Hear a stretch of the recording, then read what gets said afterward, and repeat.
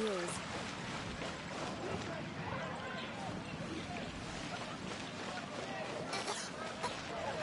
I don't want to add to Anthony's troubles.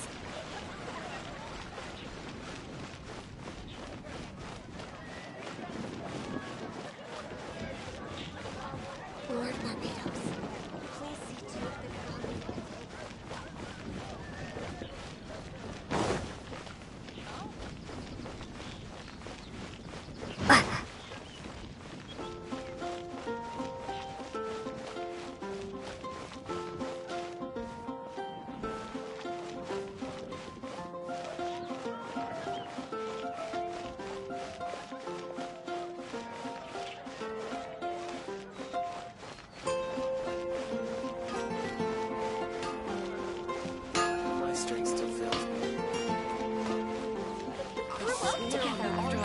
Can't go any lower.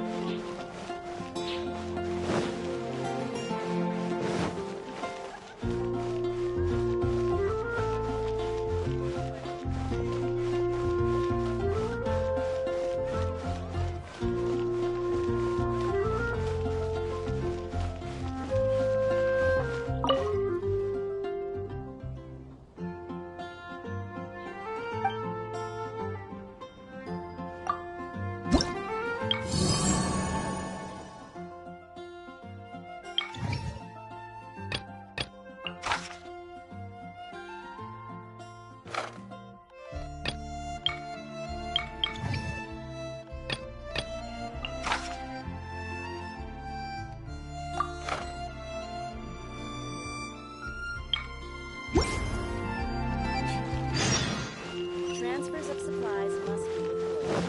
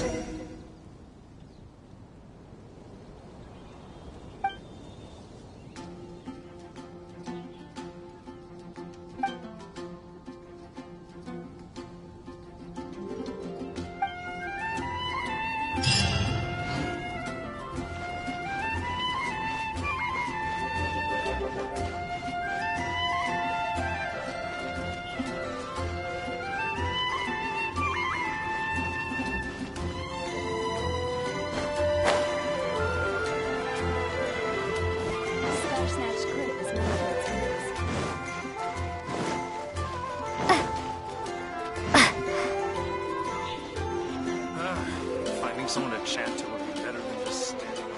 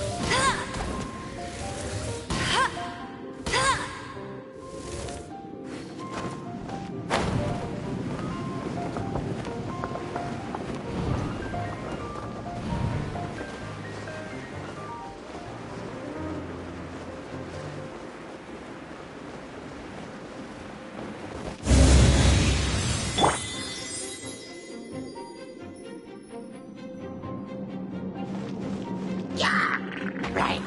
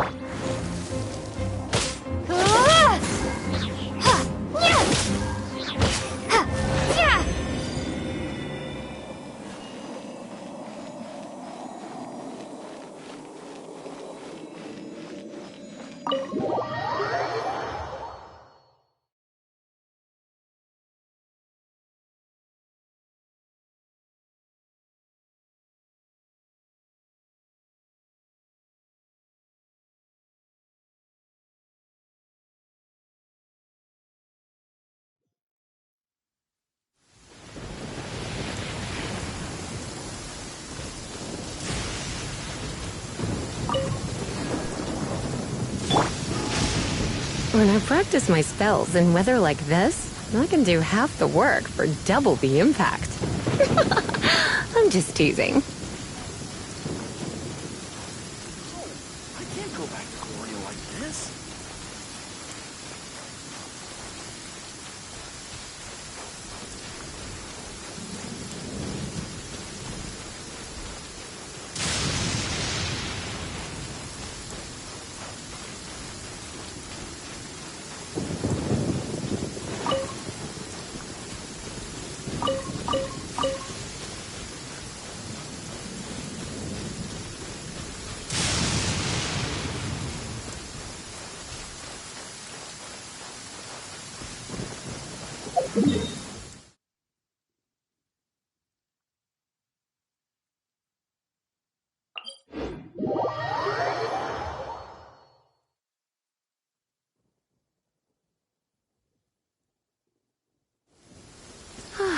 Perfect weather for sipping a cup of tea while gazing out the window.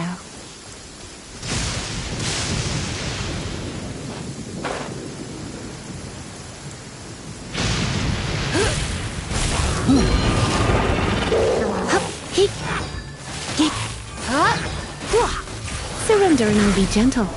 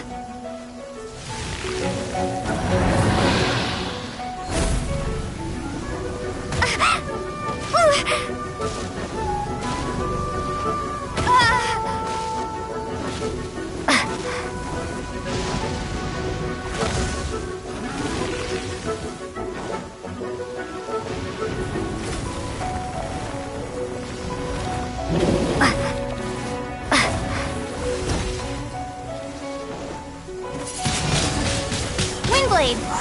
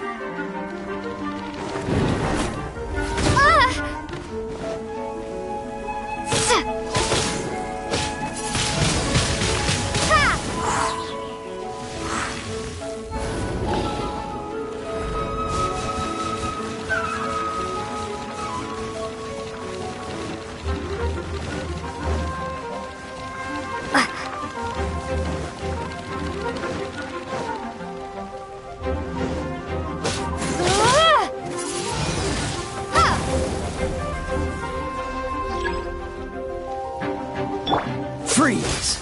This moment will be frozen in time.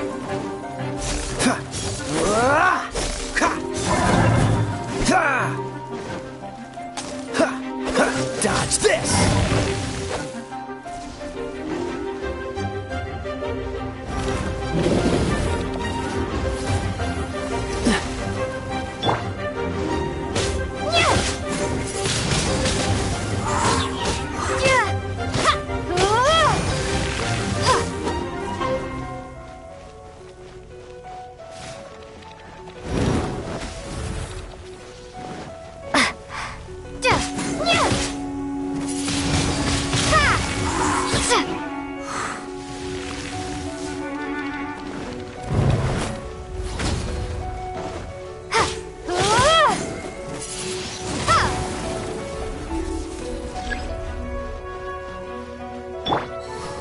Let's spark things up a little. Let it rain.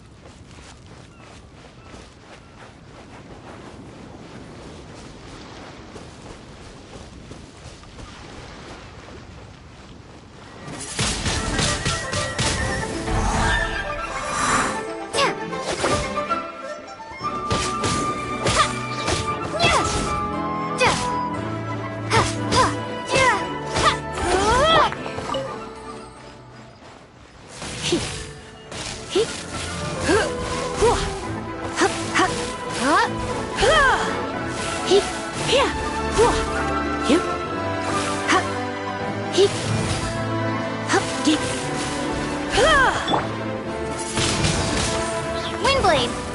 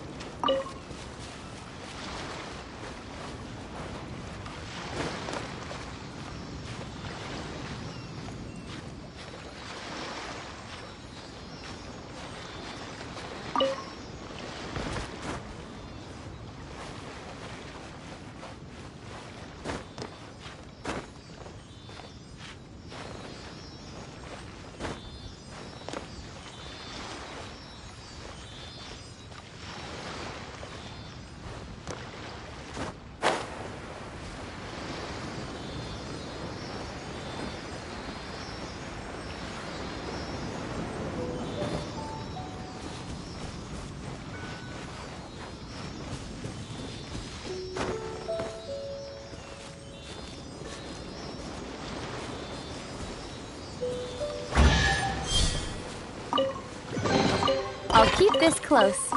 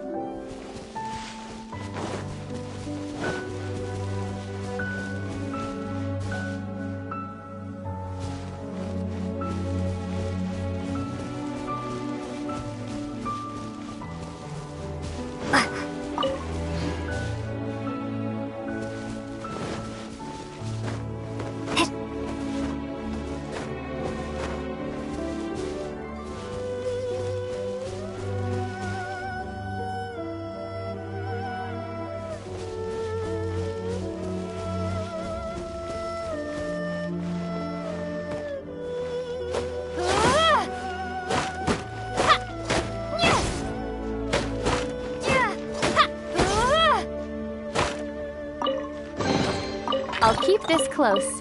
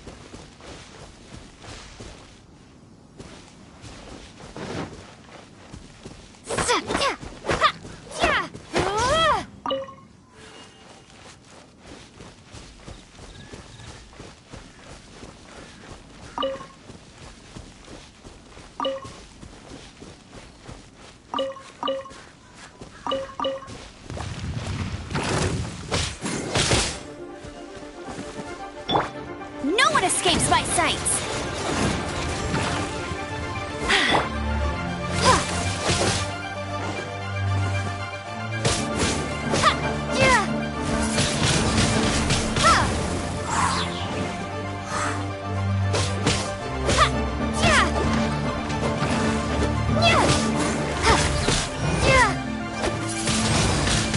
Windblade.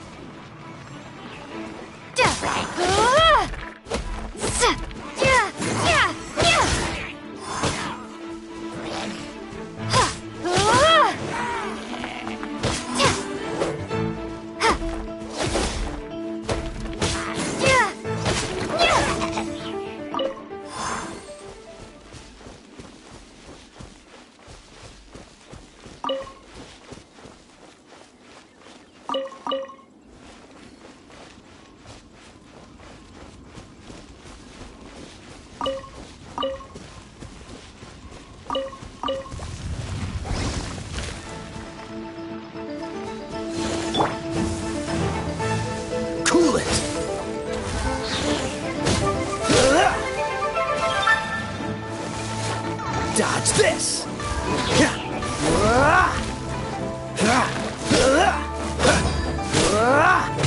Cool it! Don't get frostbite!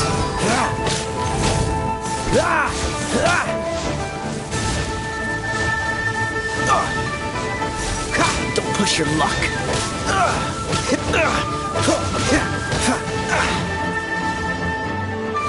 Freeze!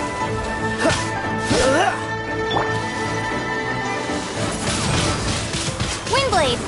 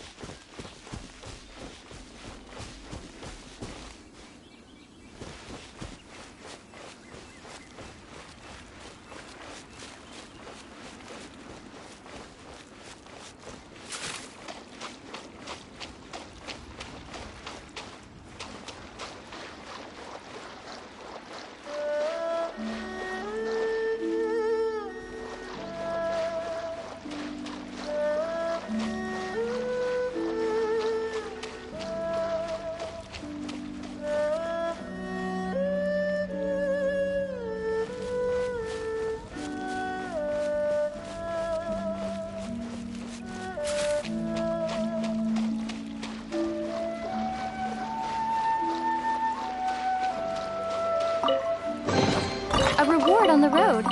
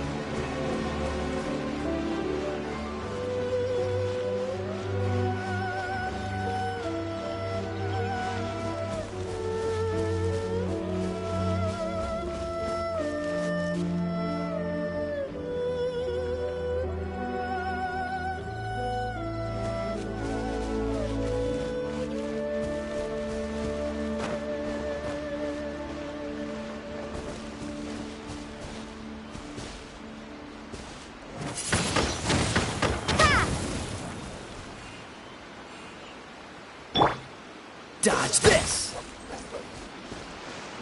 Ha! Ha!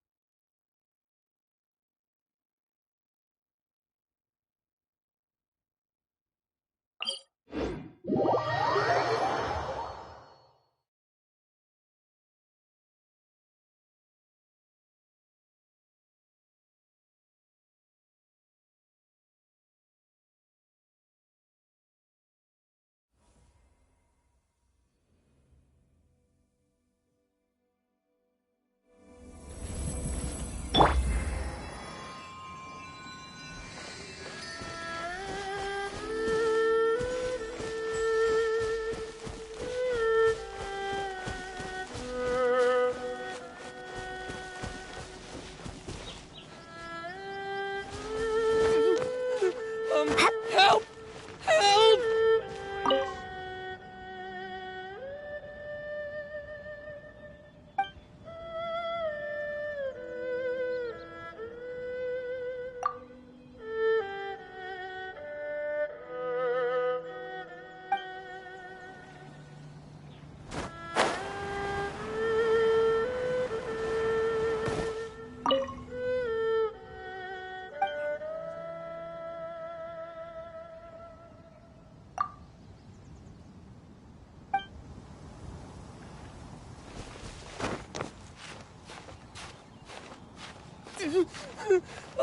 Help! Help!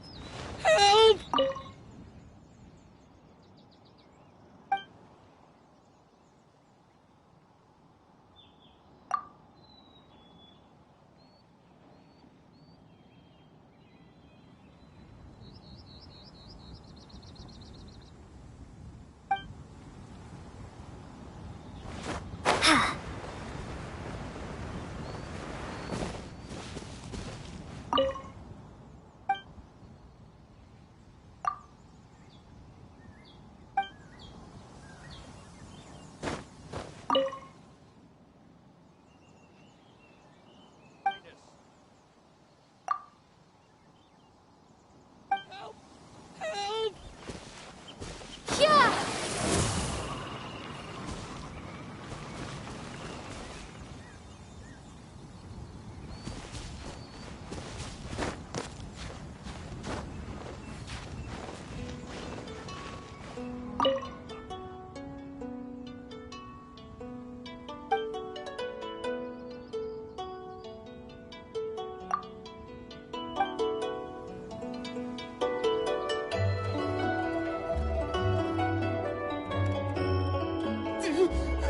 Help!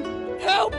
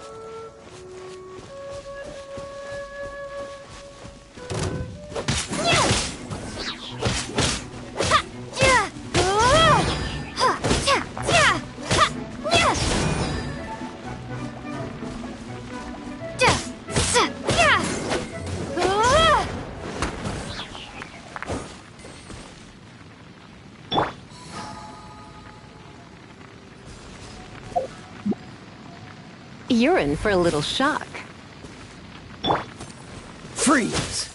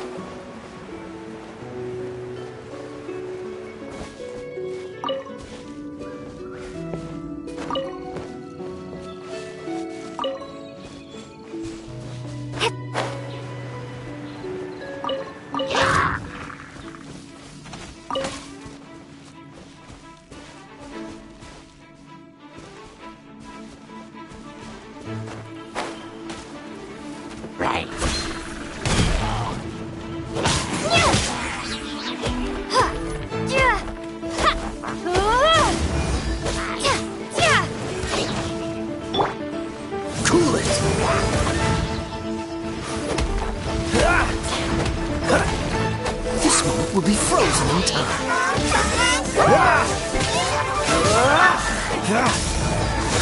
Don't push your luck.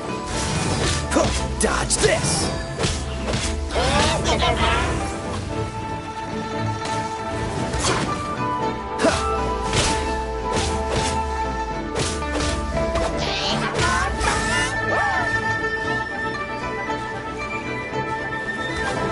Freeze!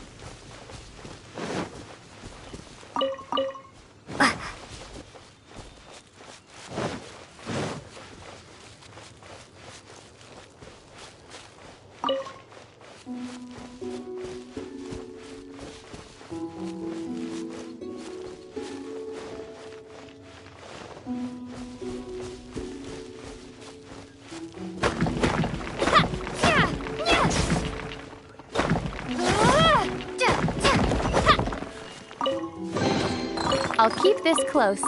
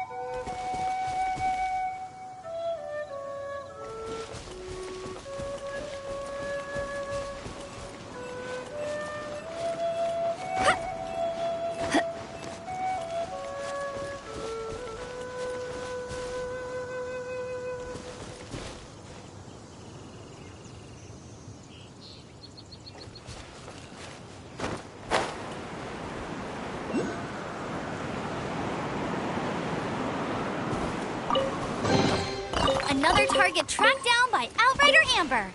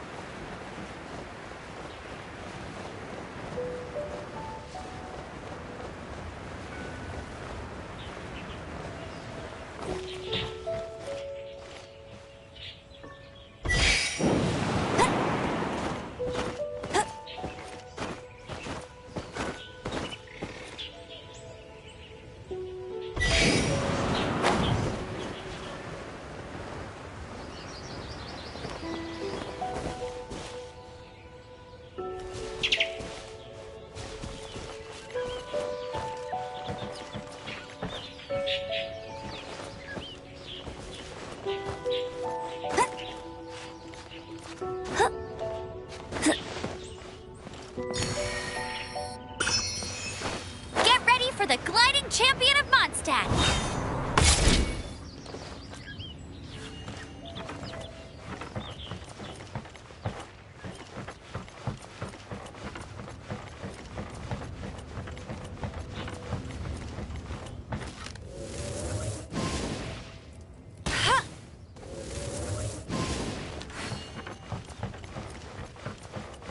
But I don't want to be a burden. Say that. I promise. Once we're outside of view.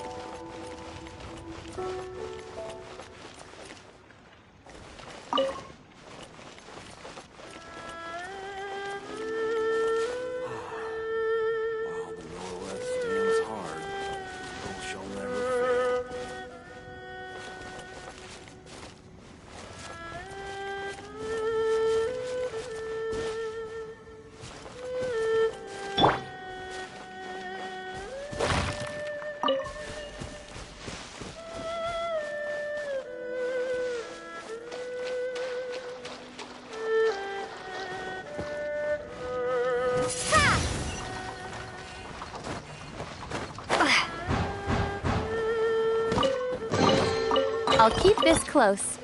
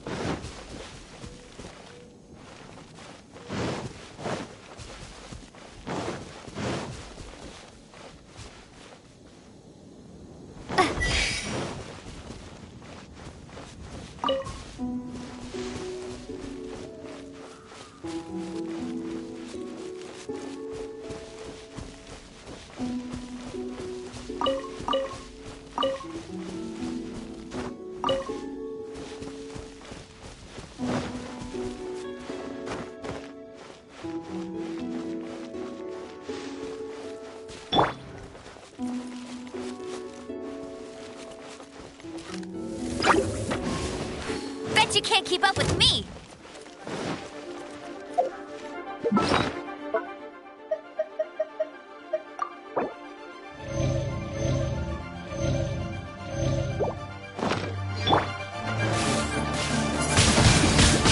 Wingblade!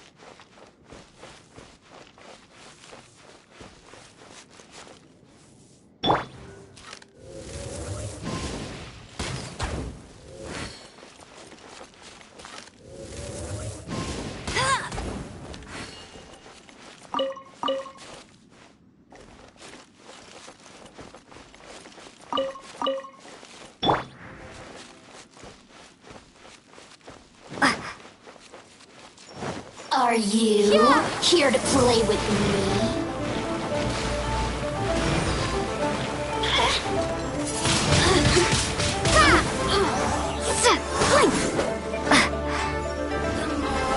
The merrier.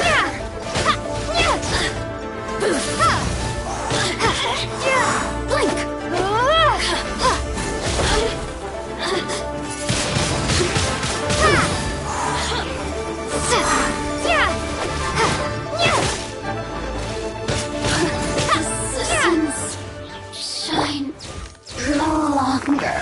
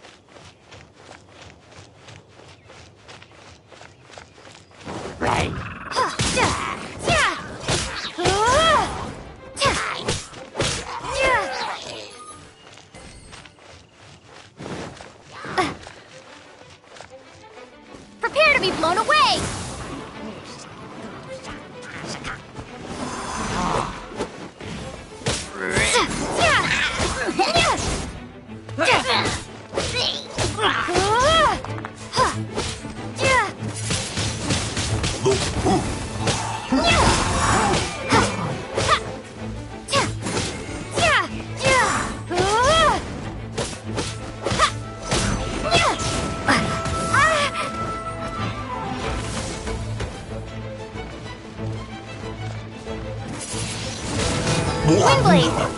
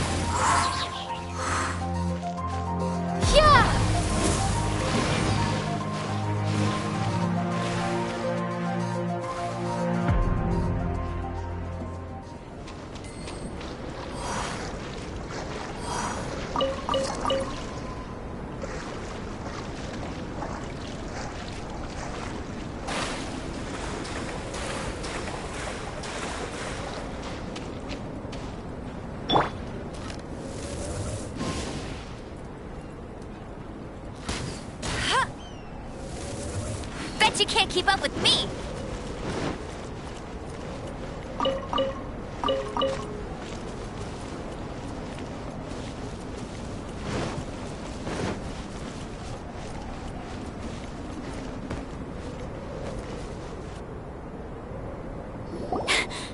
Sister Rosaria! So here you are! Choir practice is about to... I've told you already, I don't go in for that kind of thing. I've got more important matters to attend to. Oh, but this event has commemorative significance. The church hopes that all sisters will be present. Hopes? That's odd, because I don't recall a fulfill the hopes of others clause in my job description. I mean, sure, but... But what? You're the event organizer, aren't you? Do you not find it the least bit odd? What do you mean? This far out from Mondstadt at this hour? Even if you set out right now, I'll wager you'd still miss the opening ceremony. Who knows? Maybe this is someone's grand plan to make a fool out of you. Huh? Well, that can't be. People aren't like that. Evidence decides what people are like, not your feelings. Maybe you're a little too trusting of other people. Don't fret, nobody's gonna blame you if you go back empty-handed. I can't imagine anyone else was delusional enough to think I was gonna show up. But if you dally any longer, you really won't make it. You're right. It's a very important commemorative event. If I'm late, then... right, I've gotta get going.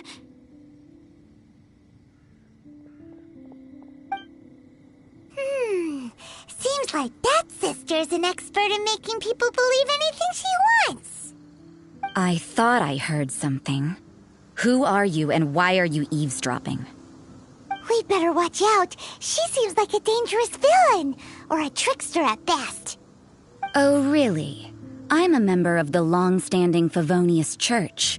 You're an eavesdropping pixie from who knows where, and you think I'm the trickster?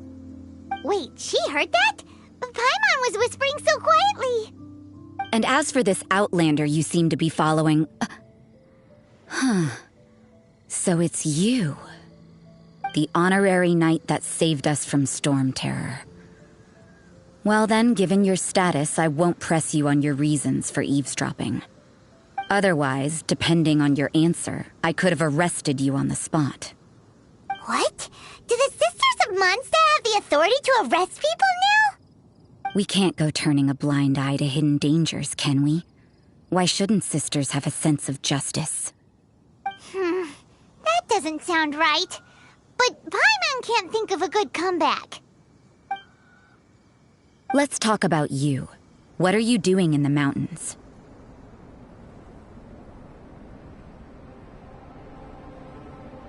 But you're only a traveler. I doubt you have any great skill in alchemy. Whatever. I had a notion of who you were seeking. If it's him you're after, I made a point of noting his tracks. Many people have made their way up after the snowstorm. Let's hope they're still there. So, are you also looking for him? No, this is just a professional habit of mine. I sensed elemental traces in these tracks. Never hurts to be vigilant. I couldn't care what you think. Come on then. I'd like to see what he's up to anyway. Rosaria said there were elemental traces in the tracks. They should show up pretty clearly with elemental sight.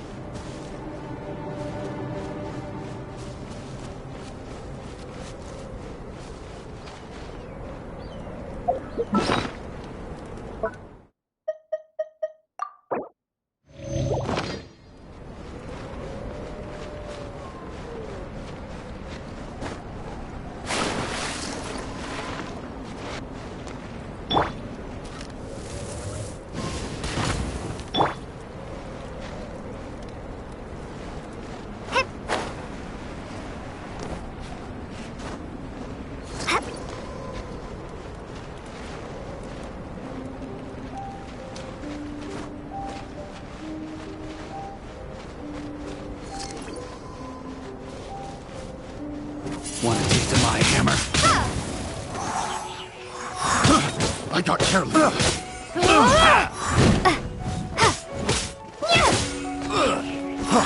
Freeze!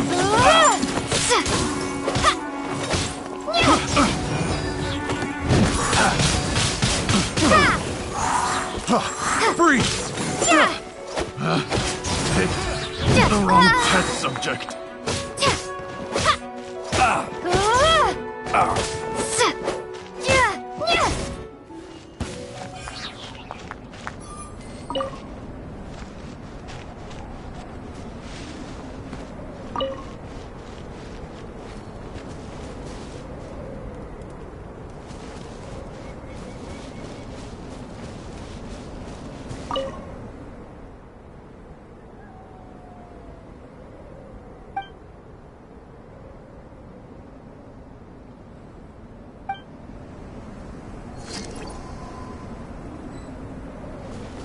You know, little pixie, your ability to appear and disappear at will is very interesting.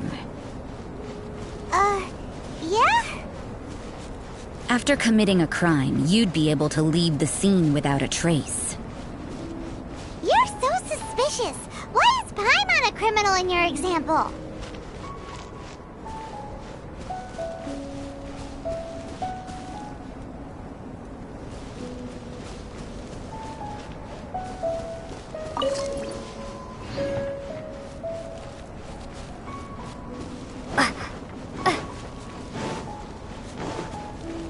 Prepare to be blown away!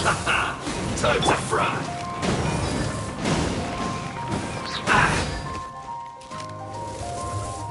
Detoxifying heat! Waste time. Roasted fry. Stay right there. Let's end this quickly.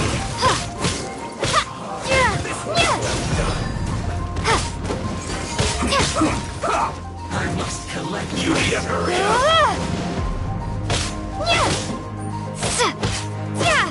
Roasted fry. Windblade! This was well done.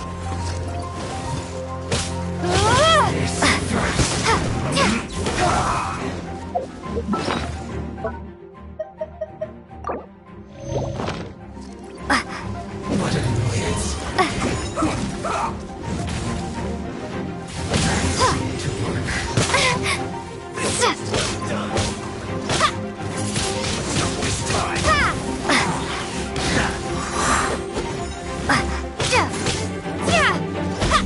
Let's end this quickly. Freeze. What's that? Don't get frostbite.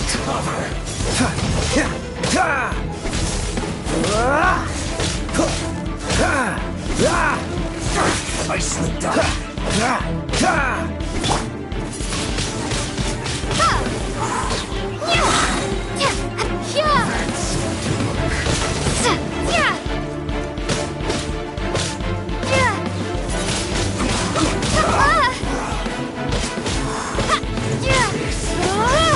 Let's end this quickly.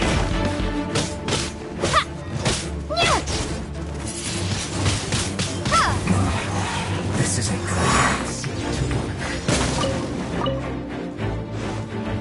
You need to hurry up.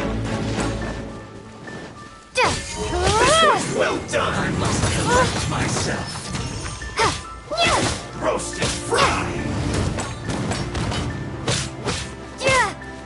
This was well done.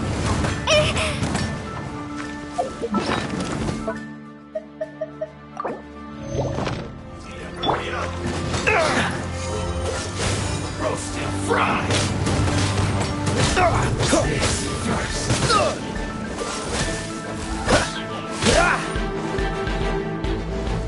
You need to hurry up.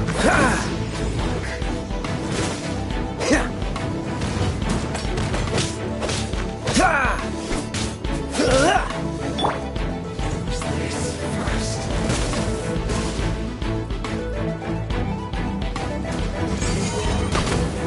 Take cover.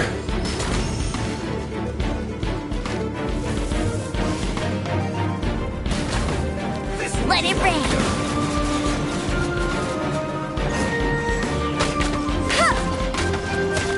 That seemed to work.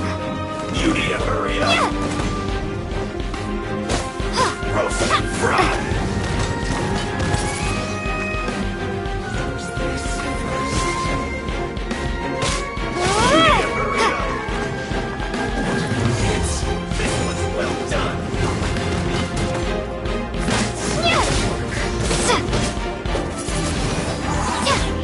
You need to hurry up. Collect myself. Try not to enjoy this too much. This was well done.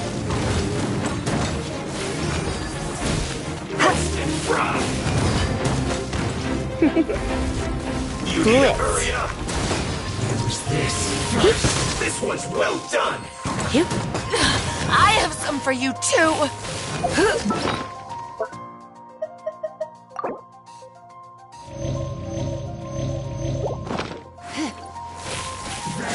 To work. Roasted fry. You? Here.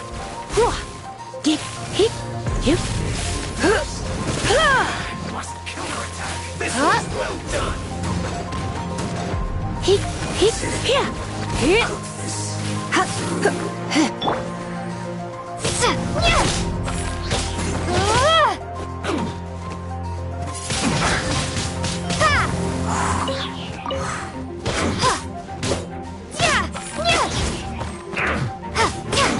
Be gone!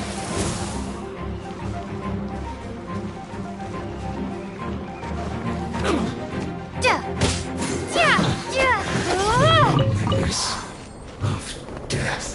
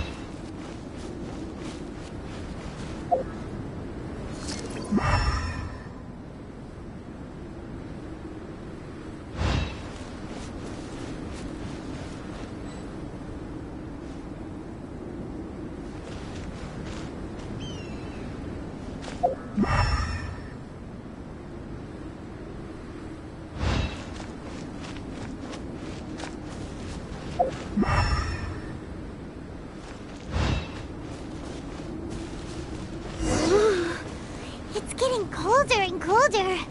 Rosaria, aren't you freezing? Me? I'm alright. I got used to operating in adverse conditions a long time ago. Huh? Seems like there's more to being a sister in the Pavonia's church than Paimon realized. No escape!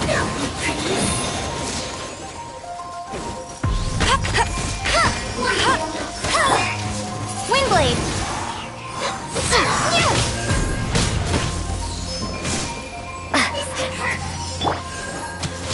Don't be such a brute.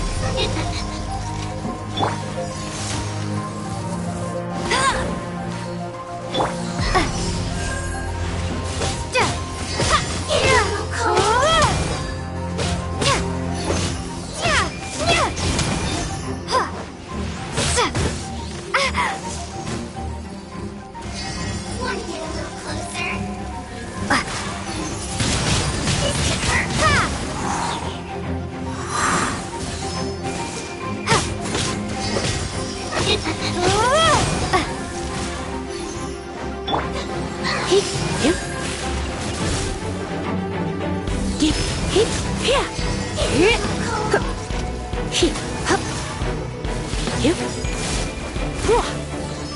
Come a little closer.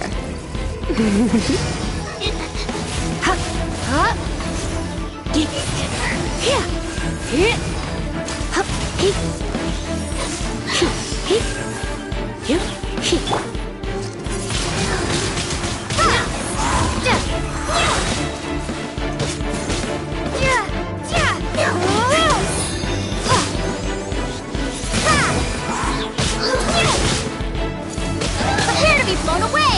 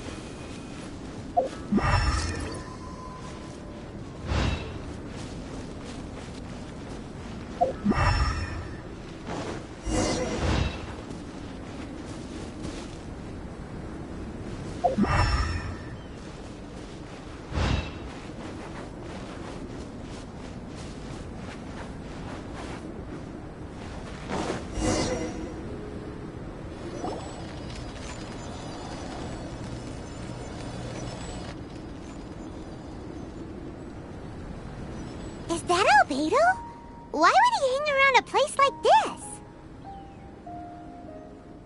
The word on the street is he loves painting. He'll hang around anywhere for a good landscape. The views and scenery here are pretty good. Potential paintings everywhere you look. But can't he see those hilly churros? Isn't he in danger?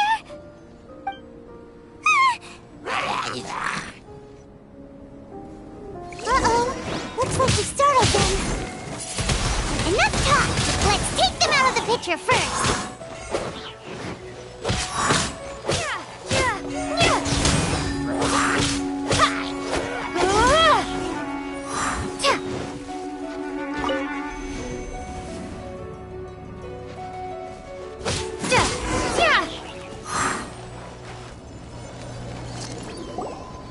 Who are you? Why did you alarm them? Thank the gods I'd already completed my painting. Would have been a shame to leave these particular hilly trails unfinished. What's up with painting hilly churls? What makes them so interesting? I'm afraid the answer isn't easy to explain. If you'd like to have a look at my painting, it may give you a clue.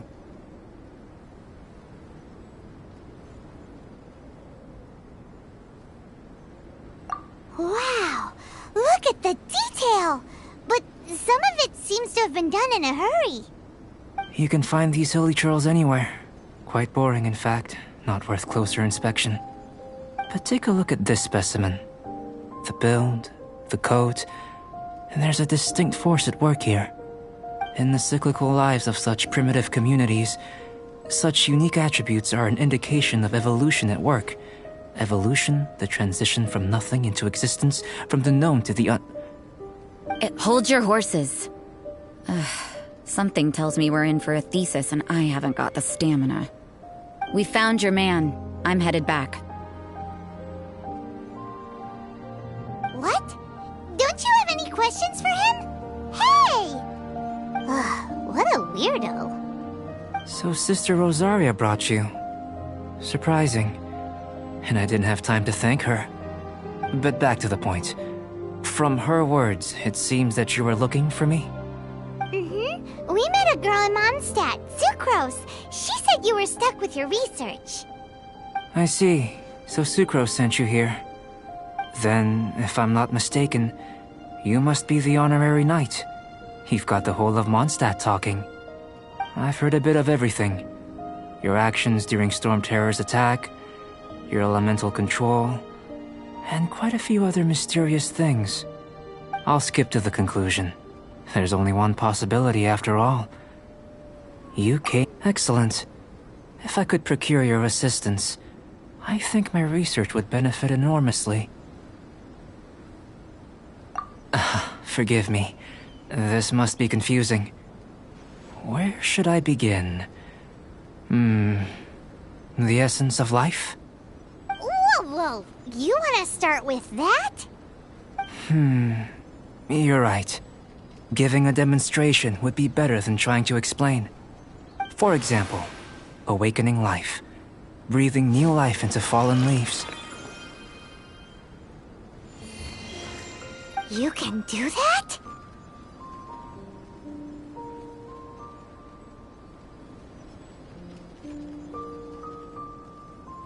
However, I have a particular seed in my possession. The method I'm talking about has produced no results. It's like you, in that it hails from another world. Helping it to grow, to bloom. That's the problem my research is up against. That's where I need your assistance. Well, if you're struggling to figure it out, Paimon's not sure we're gonna be much assistance. I beg to differ. I'm unable to comprehend the intricacies of life outside of the known world. But you're not from the known world. By observing and researching you, I may just be able to find a way to get the seed to sprout. Shall we just get out of here? This sounds a little freaky.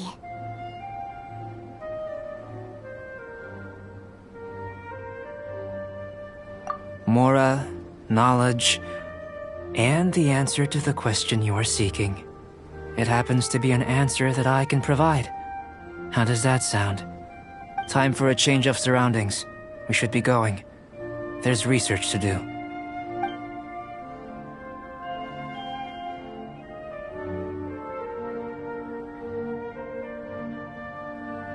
Albedo and that traveler seem to have hit it off. Takes a weirdo to know one, I guess. I wonder, does this constitute a risk to Mondstadt?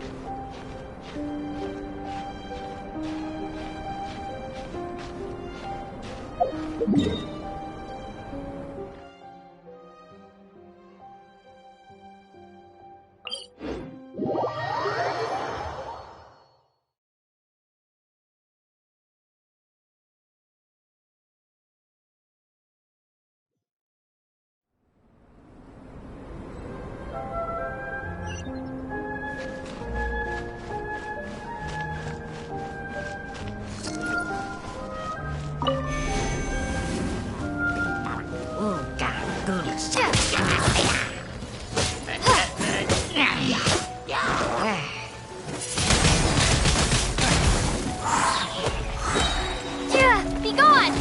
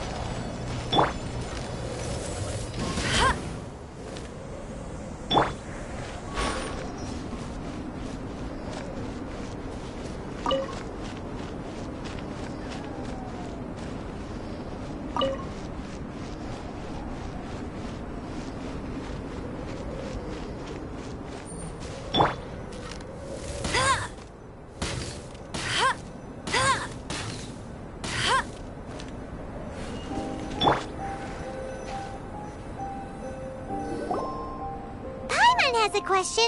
After the seed sprouts, will it grow into anything? I don't know, but I feel the importance will lie in the method, not the endpoint. Using alchemy to awaken otherworldly life in Teyvat would constitute a big leap in my understanding of the essence of life. After awakening, even creation may be possible.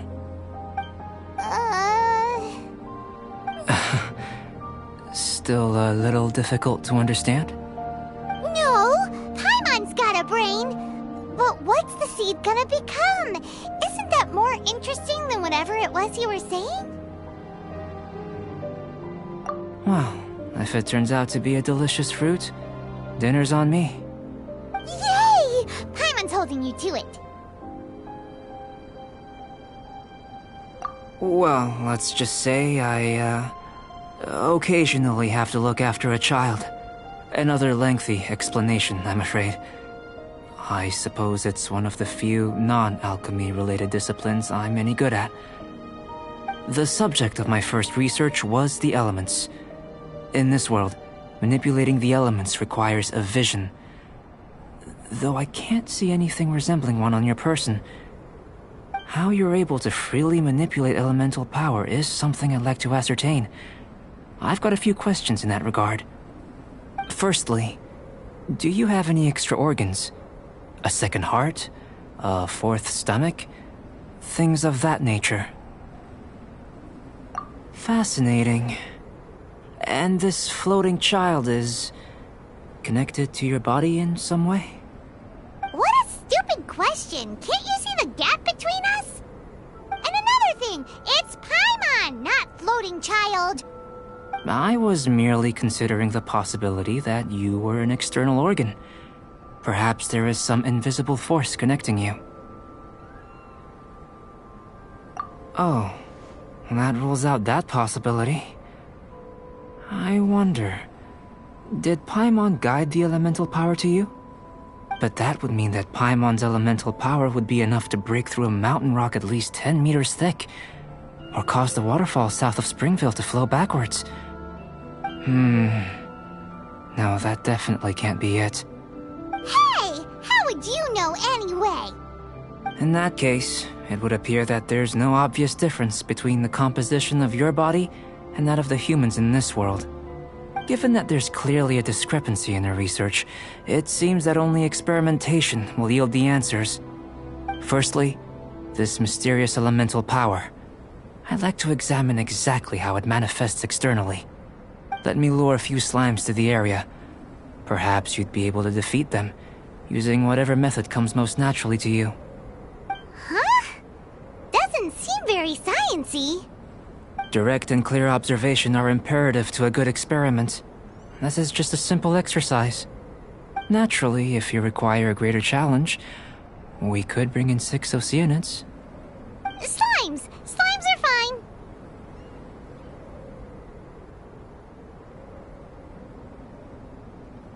Well, prepare yourself. The slimes will be here any moment.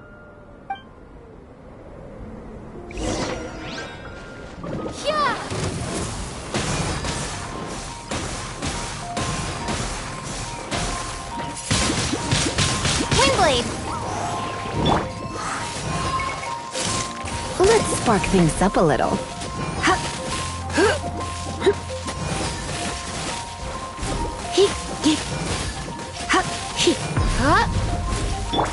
Let it rain!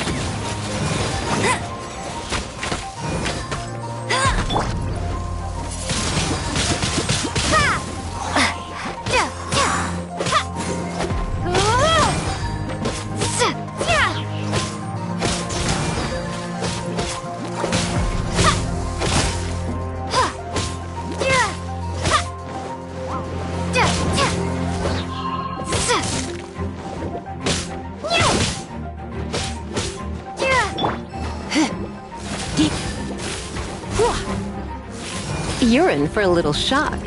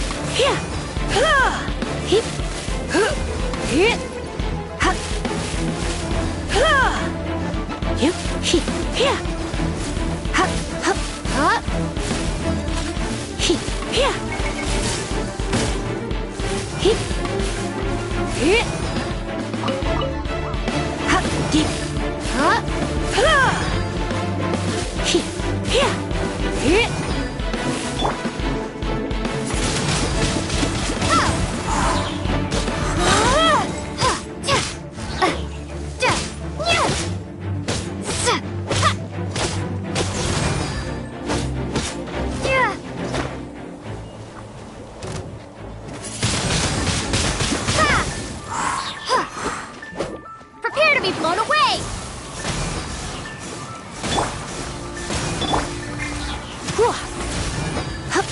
Come a little closer.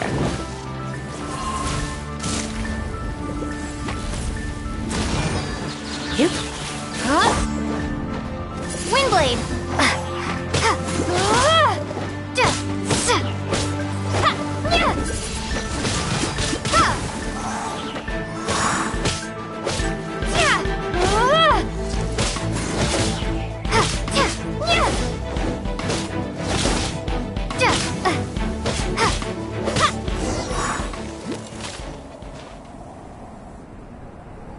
Great work. Did you feel anything out of the ordinary?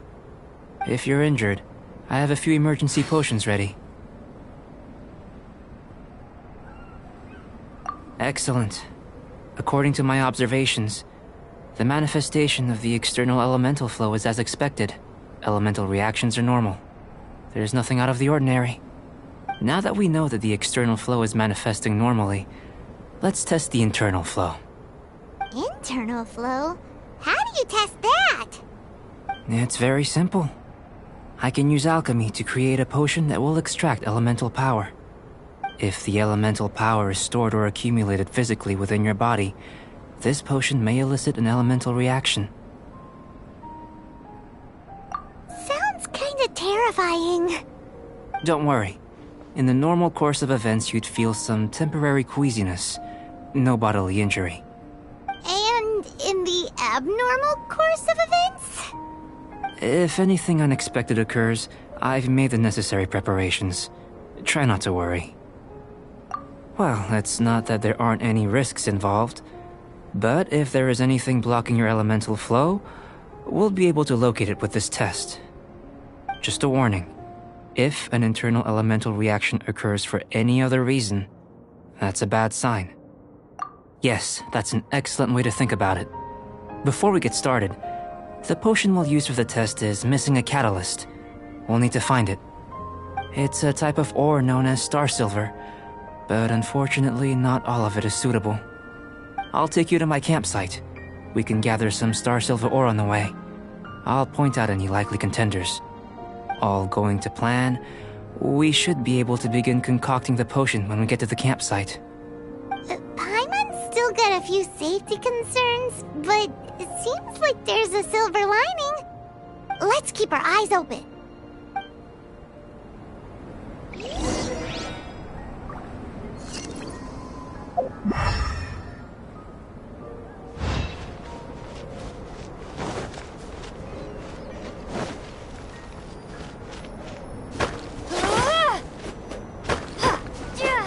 Here, should do for catalyst purposes.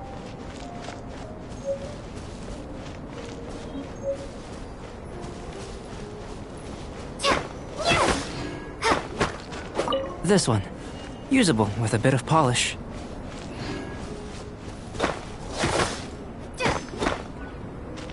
What luck. This should be enough. My campsite is just up ahead. I'll lead the way.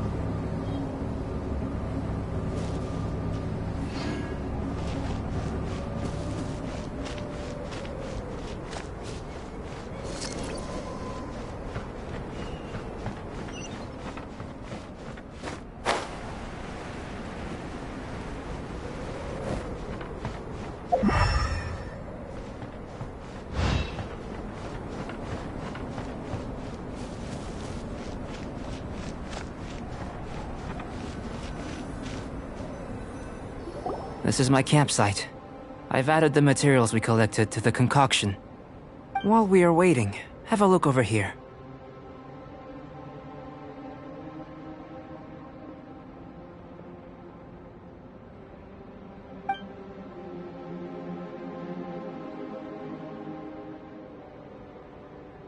My assistant Timaeus here is helping me with my research. I'm guessing you may have met in Mondstadt already. Hello! I've just gotten hold of the data from your experiment. The report is already up on the board there. Whoa! Look at all the data! You got all these results from one slime battle? I wouldn't call them results, inferences, and a few daring guesses perhaps. I think the most rational direction would be to expound on the phylogenetic relationship between this traveler and the slimes. Consider. You don't have a vision, but you can manipulate elemental energy. The slimes don't have visions either, yet they too are able to manipulate the elements. Following this line of thought, I'm sure we'll be able to establish a basis in fact. Not bad for a point of entry. But strictly speaking, slimes are elemental life forms. In other words, beings consisting entirely of the elements. A cryoregisvine, or even a whopperflower might be a better analogy. But tracing back the phylogenetic relationships between plants and animals, you might have to trace back to the world's origins. In that sense, things might get difficult, don't you think? Yes, sir. That sounds correct. After all, we've got our primary data already. This traveler is a visitor from another world. If it turned out that she did have a phylogenetic relationship with this world... Now that really would be something, wouldn't it? Ah, it would. Apologies. I was so excited to get the data. I'll slow down a bit next time. Speaking of data, to complete our research, we'll need some more. I'll be conducting analysis here for the time being. If you're keen for an update, just come and find me. Great. I'll leave you to it.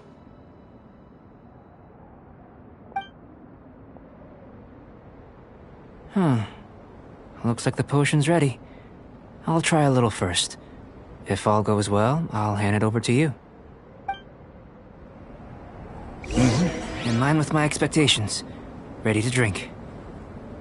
Remember to keep calm at all times, and breathe deeply if you feel unwell.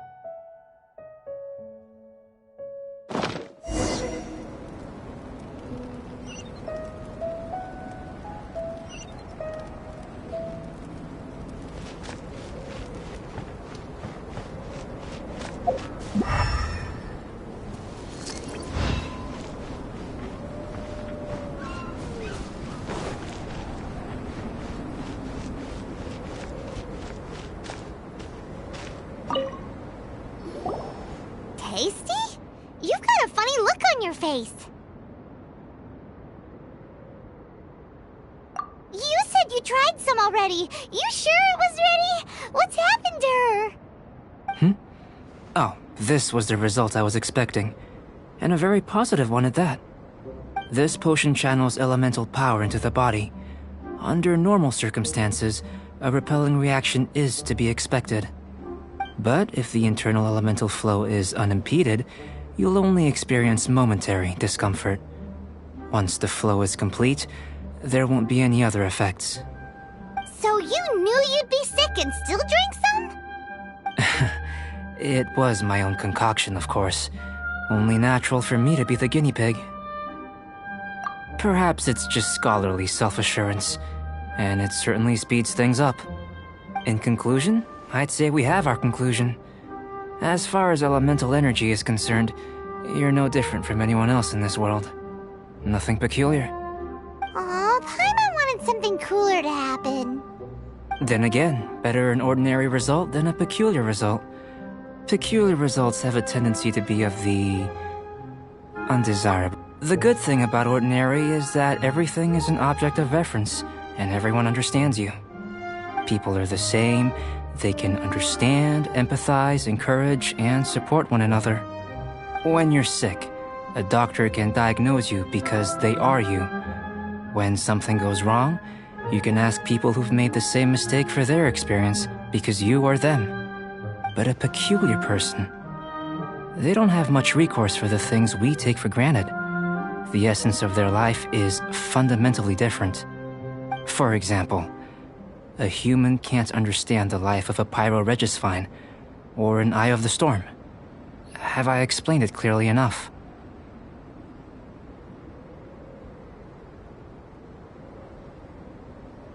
To sum up, this has been a positive outcome. Going forward, you can use your elemental power without fear.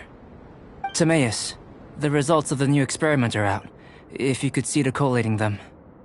Just a moment, sir. I'll handle it.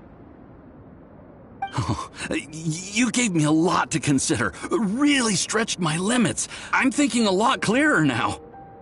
Having you down as an animal wasn't very precise of me, but starting with the premise of an elemental life form, now that was... Not bad. I think it's an interesting line of inquiry. Whatever the truth of the matter, I'd like your research at the fore as opposed to my judgment. You can count on me, sir. I'll extract a result satisfactory to all. Is he trying to join the Knights? He's starting to sound like a suck-up. What Paimon meant to say was, that's the spirit! Mr. Albedo, say something! Before we can proceed with our research, I need to... prepare something. Wait one moment. If you're interested, why not have a look around? It may help to pass the time.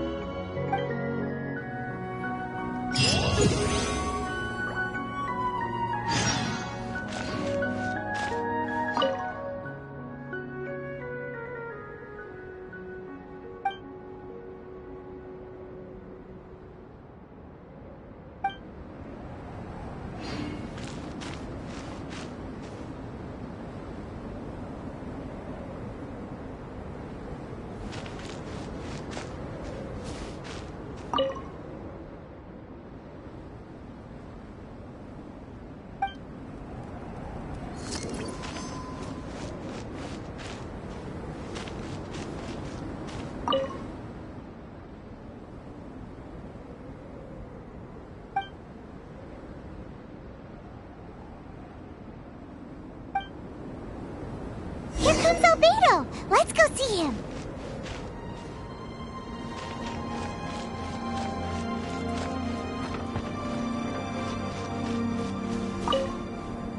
I'm back.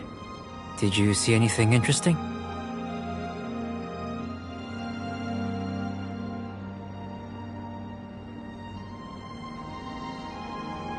Not to worry. They're all for alchemical purposes. You'd be hard-pressed to find an everyday use for them. Well, on with the research. There may be significant differences between different worlds. Take Teyvat, for example. Here, those with visions can manipulate the elements. But worlds may well exist where only one person is able to do so. Or even everyone. So, leaving elements to one side, do you possess any... unique abilities? Ones that don't exist in this world? I think answering this question calls for the same methodology as last time. In other words, time for the next experiment.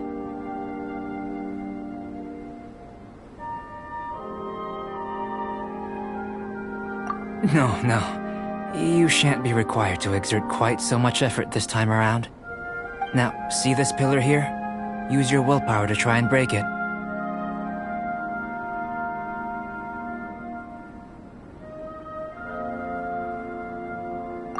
That was your best effort? Well, can't be helped, I suppose. What's with the disappointment? Isn't that, like, impossible? Have you tried using your elemental power with food? I don't mean for cooking, as such. Rather, channeling your power into the ingredients themselves. I'm curious to see how the taste and texture respond. It may even help with proliferation. I suppose I have a curiosity for things that others find surprising. Anyway, why don't you cook us up a sunshine sprat? I've just finished preparing the recipe. Cooking? Paimon was looking forward to more mad scientist stuff. Not only is this recipe a staple for me, it's also worth experimenting with and highly nutritious. Paimon bets you're just hungry. It does sound yummy, though. Okay, Paimon approves. Good buddies are always on the same page. I'll leave you to it then. Looking forward to the results. If there's anything left over, maybe Timaeus can finish the last morsels. Paimon doesn't think we'll have that problem. How are we gonna channel elemental power into the food? Maybe try the willpower thing again. Where does it get...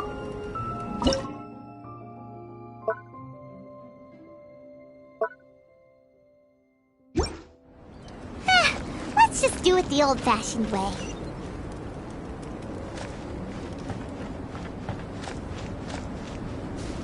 That was fast. Looking forward to testing the results.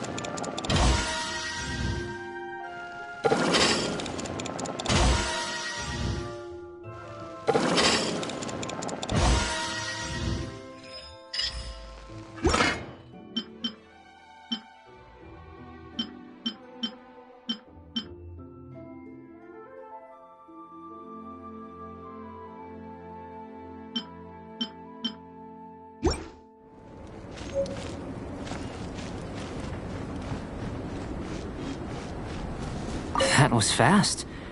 Looking forward to testing the results.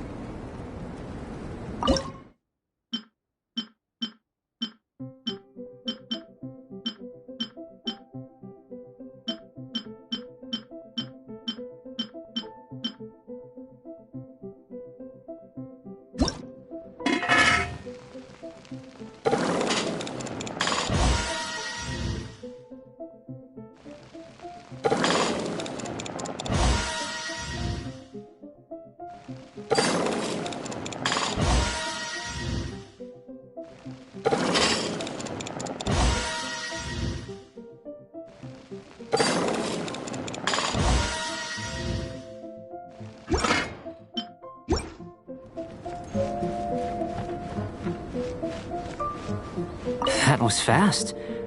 Looking forward to testing the results.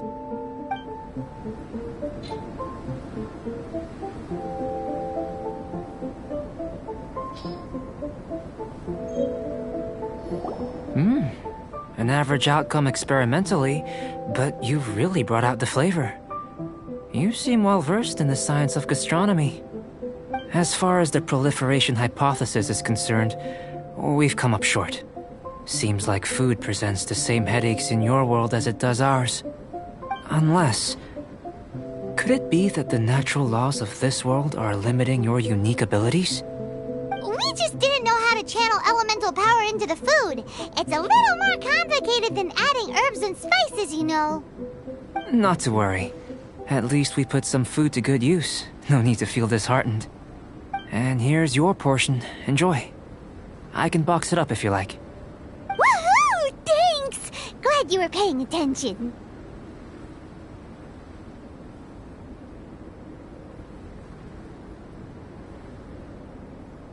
I can tell that you're good friends. Paimon was keeping an eye on you and your safety during the whole experiment. Not that Paimon would have been able to do much if things had gone wrong. But anyway. Hey! You were being nice a second ago! But you do have tasty recipes, so Paimon forgives you. And you're right, we are good friends. You have good friends too, right? Good students? Yes. I'm fortunate too, I suppose. Anyway, moving on to the next experiment. There are all manner of alchemical items here. Keeping them in their proper place is a challenge at the best of times. A while ago, I had the misfortune of misplacing a batch. I managed to retrieve the majority, but 2 vials have been evading me. Animal crystal fly elemental extract and electrohypostasis powder. Paimon's barely finished eating and you want us to go gathering again? Don't worry if you can't locate them. I was planning to replace them anyway. Though finding them would save me the hassle. If you had, say, a superpower, like night vision or vibratory sensing, lost property would be a thing of the past. I must have dropped them somewhere in the area where you were looking just now. So, guess we'd better take a look. Oh yeah! You could use elemental sight!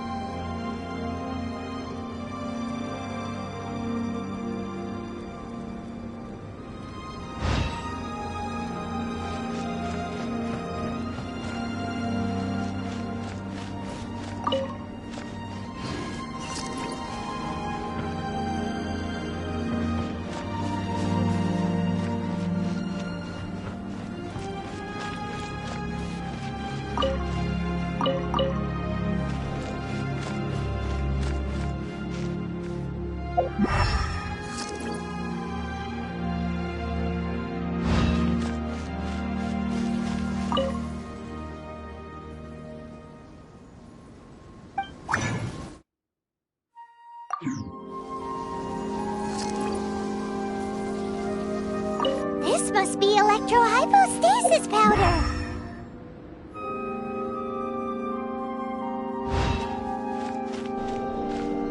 The extract of an animo crystal fly can only be animo elemental energy, right? This has gotta be it! Still in one piece! Good thing the vial's so strong! Goodness, you managed to find them. Incredible. 1,000 thanks. I'm wondering, this elemental sight, this is what allowed you to locate the items and find me here on the mountains, correct? Yep. Guess it does sort of count as a superpower, huh? Unfortunately, though elemental sight is seldom seen, it is not unheard of in Teyvat. Only a never-before-seen otherworldly power would be of benefit to my research. You mean, we failed again? Don't be disheartened. This falls entirely within my expectations. Besides, getting these items back, I'd call this a very worthwhile experiment. I have to commend your deduction that the items would contain elemental traces. Right then. Up until now, our research has focused on your otherworldly identity. Our research on your identity as one of us is just beginning. In essence, the differences between humans are reflected in our intellectual and physical capabilities. Let's start with physical. Looking out from where we're standing, can you see what Sucrose is doing? And if you jump from here and landed on that cliff, the one over there, could you see her then? So what about if you planted a single blow on the mountain face here, and it burst into a million fragments? Then could you see her? Then I shouldn't get too excited. Still, we'll gain a more thorough understanding with an experiment. I know of a location that will be perfect for a physical test. Please, follow me.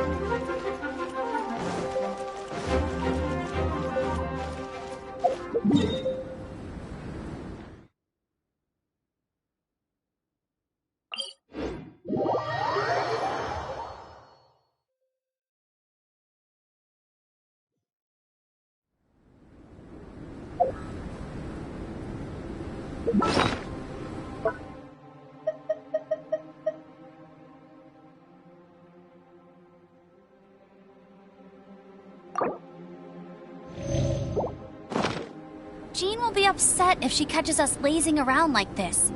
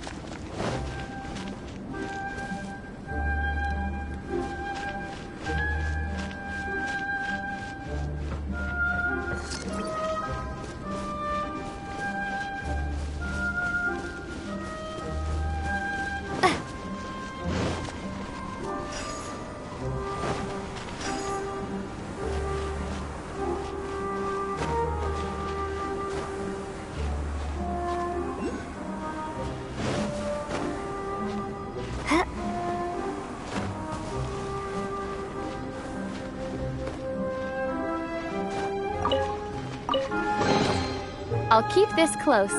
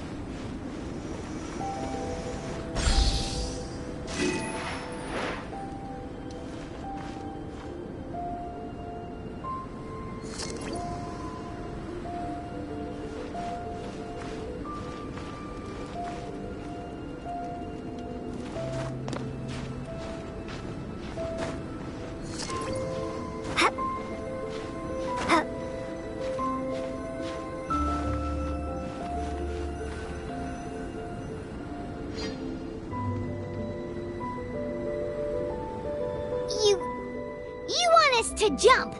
From up here? Not necessarily. Not if you know of a better method, that is.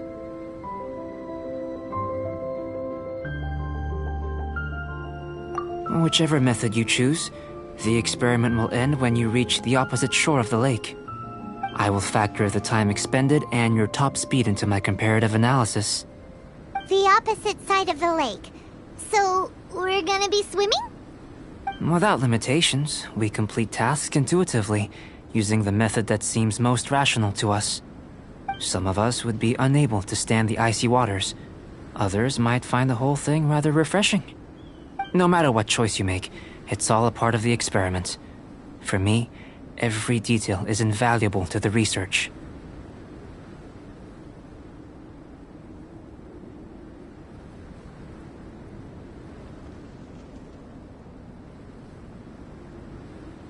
Then if you would, please. I eagerly await the results. Wait a minute! While we're busy testing, what exactly are you gonna be doing? Me? Recording data, responding to risks, providing, emotional support. So if we do decide to go swimming, you gonna dive in with us? No. Unless you're thinking of conducting competitive research? Oh! Forget Paimon said anything.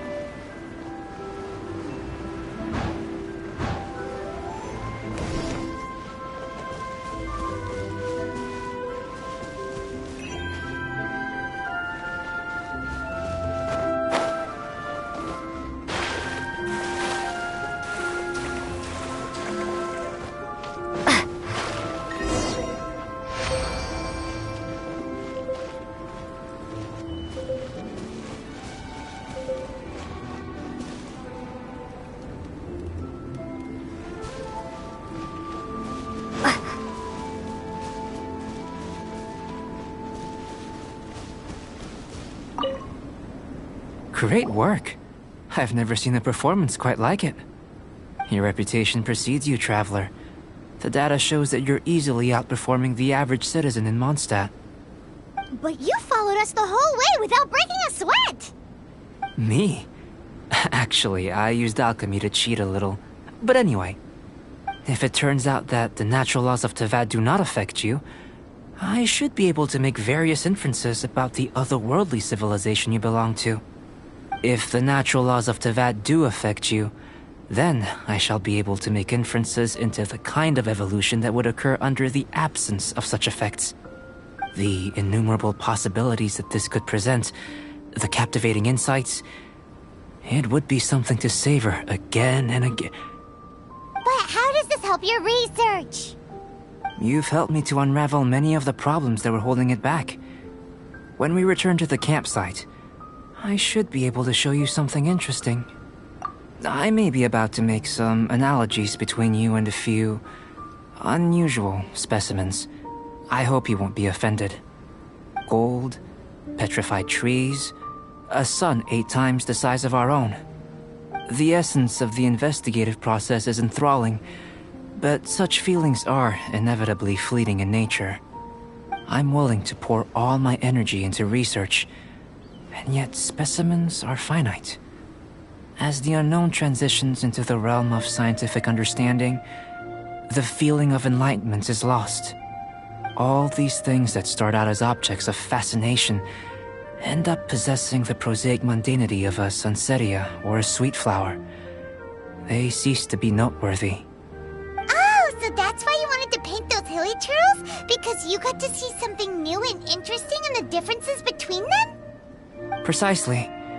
To quote my exact words from earlier, these creatures are, for the most part, quite boring, not worth closer inspection. There is precious little about them that serves to pique my curiosity now. So after all these experiments, are we gonna be, like, boring to you? Like some basic draft of a sketch? Of course not. You have been of great assistance to me, and I will remember this friendship for a lifetime. Now, before we head back to the campsite, there's one more experiment. Intelligence. Follow me. There are some other ruins nearby.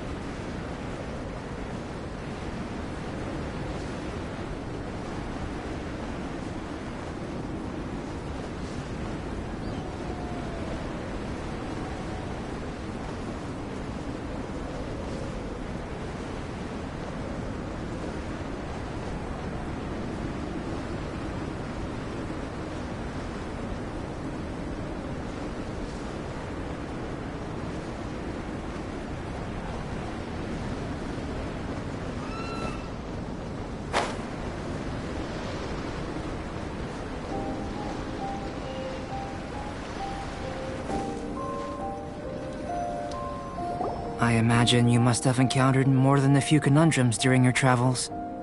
I'd like to observe your intelligence by means of a practical test of your capabilities, much as we did for the physical test. I'd like you to explore these ruins and return with your findings. There are 2 puzzles located at the far ends of the ruins. After completion, you should be able to activate the mechanism in the center. As with the physical test, there are no restrictions.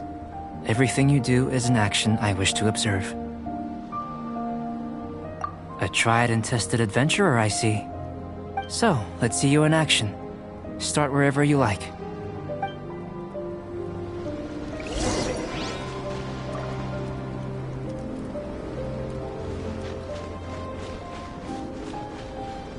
It's a complex environment, so proceed with caution.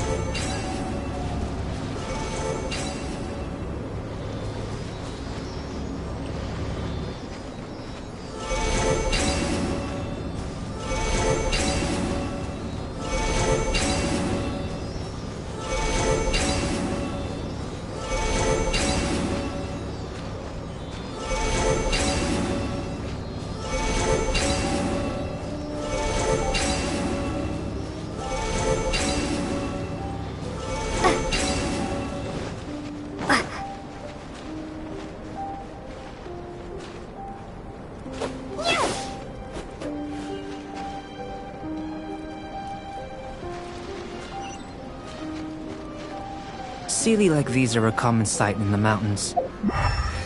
Returning them to their rightful places is up to you.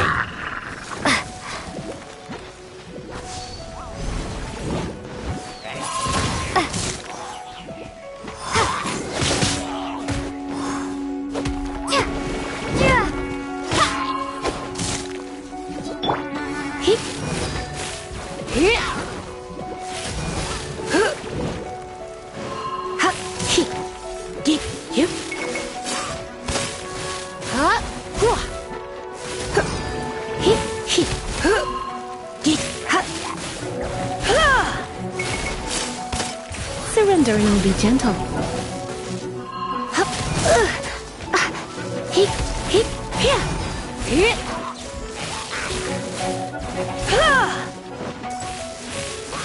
Up, here.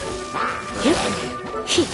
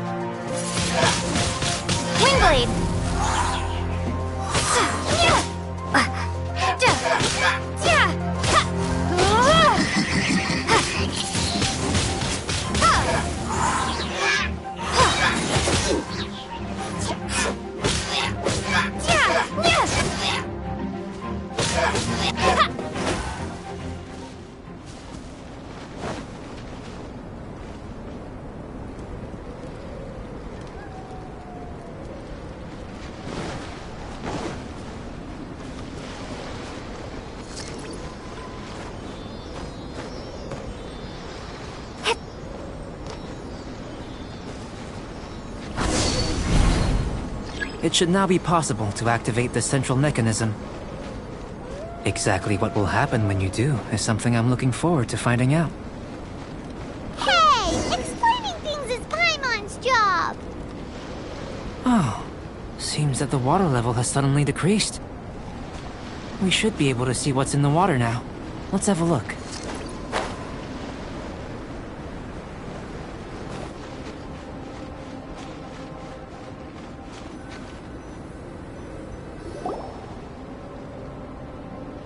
What's this?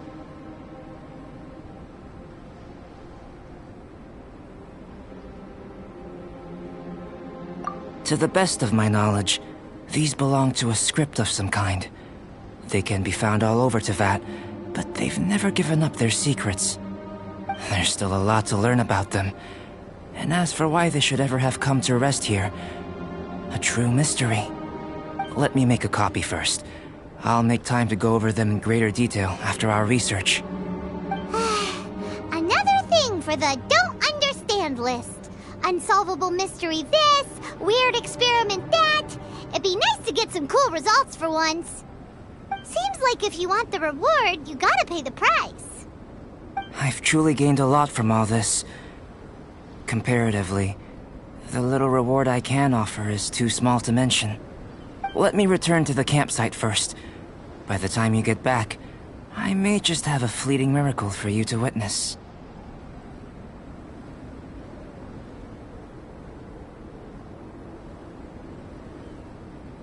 Paimon's kinda looking forward to seeing the results of all this brain ache. Unless you can think of anything better to do, let's head back to the campsite.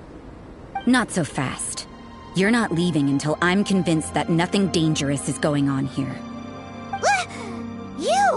You didn't leave the mountain? I most certainly did not. And I've witnessed everything that you and Albedo have been up to. I must say, you let your guards down. Or maybe you were drawn in by his compelling-sounding hypothesis and friendly demeanor. Taking orders from a complete stranger, drinking anonymous potions, participating in all kinds of strange experiments? I'd sooner believe you were tricked than that you would be so naive. Or perhaps, you were colluding from the beginning.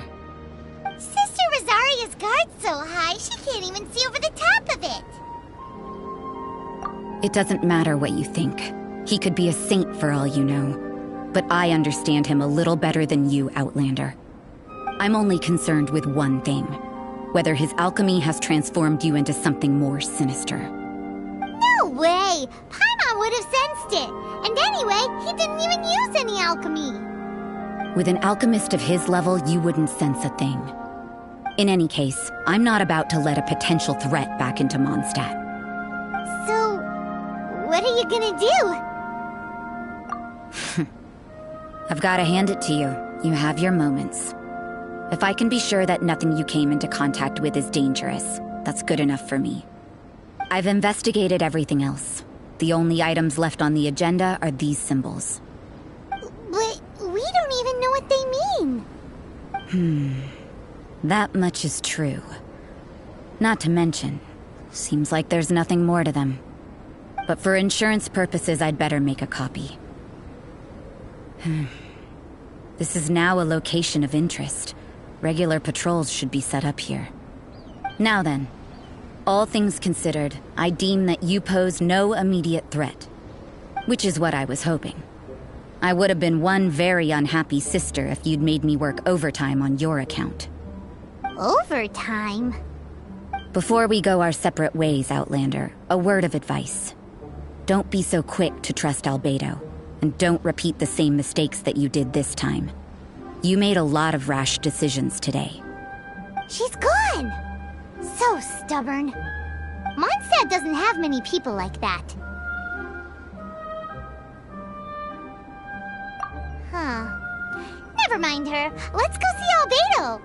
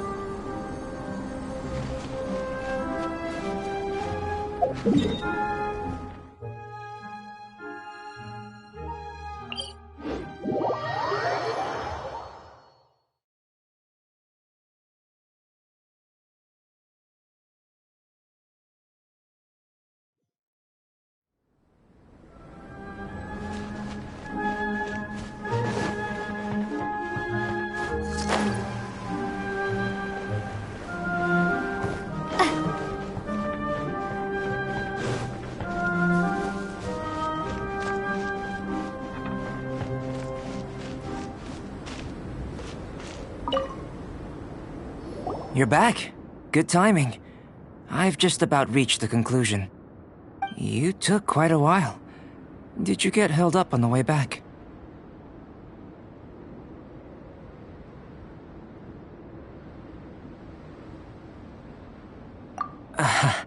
I wouldn't worry. She's just doing her job. Time for the results. We got a myriad of data today, and it was very difficult to finish all the research in one go. But the integral preliminary conclusion that I can offer you is you're very much like a human from this world. You couldn't tell that just by looking? We spent all day working our butts off for that? Please, I understand that this may have seemed self-evident to you, but in fact, nothing in this world should be taken for granted. Have you ever considered that the world of Teyvat may have a natural hostility to Outlanders?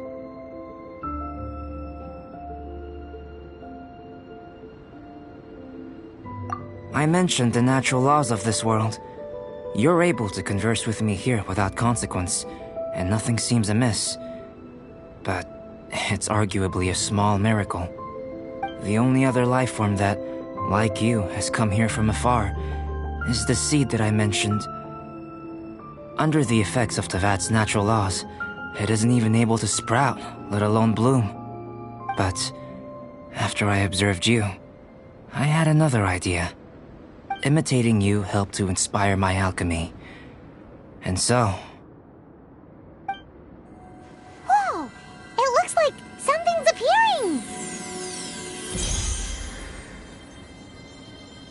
The transition from nothing into something, from shoot to stem, and now to fruition.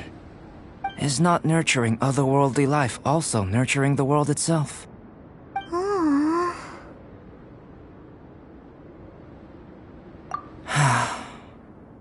It would seem that that's as far as we go. A transient bloom of incomparable beauty. Life's proudest achievement. Paimon thought, with all our efforts, it might have bloomed forever, and it didn't even have any fruit. Life is a manifold tapestry of free entities. Its value shouldn't derive from how long it stays with us. Even a momentary burst is precious. A short life can be well lived.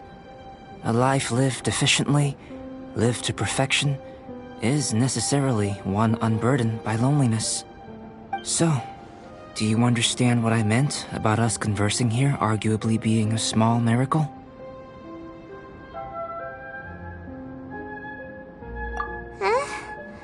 Things feel a little heavy right now. Don't be sad. You've got Paimon to look after you. Albedo, Paimon really wants to be your friend. Thank you both. Even if dispelling loneliness is not essential for life, it certainly doesn't hurt. Your help inspired me to discover the means to make a flower bloom. I mean that the time I've spent traveling with you in the mountains was a valuable journey for me. In the future, if the need arises, can I solicit your help again? Well, glad I can count on you. I made a point throughout of telling her how ordinary the results were. But what was that sediment I saw forming at the bottom of the vial? It should not have been there. What could it mean? Those born of Earth are bound by its imperfections, but those born of chalk are free of impurities.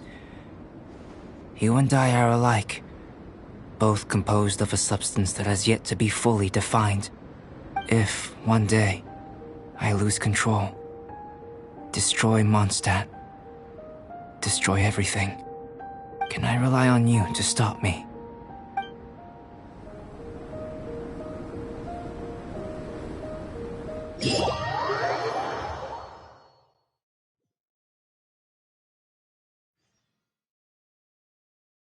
Hey, let's go see Timaeus!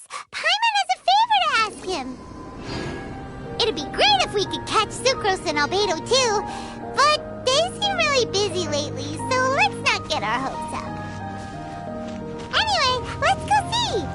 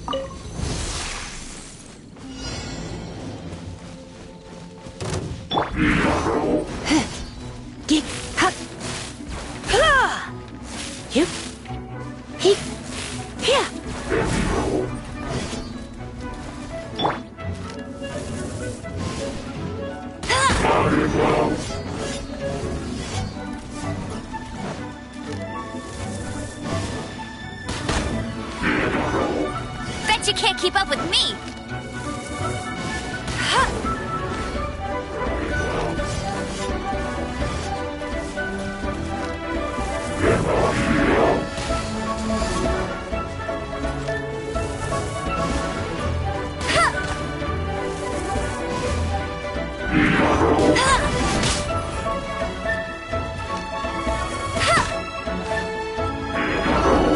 I'll race you there!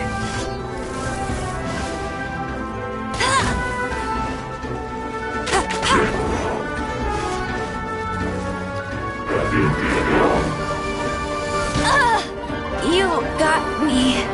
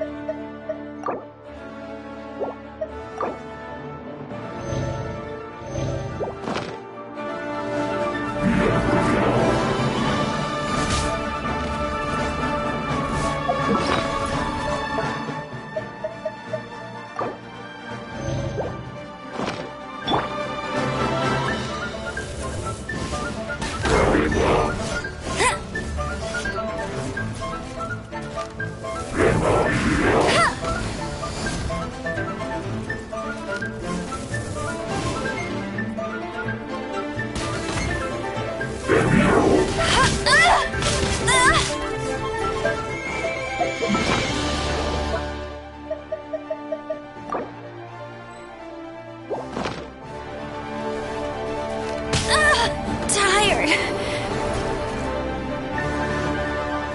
Be gone.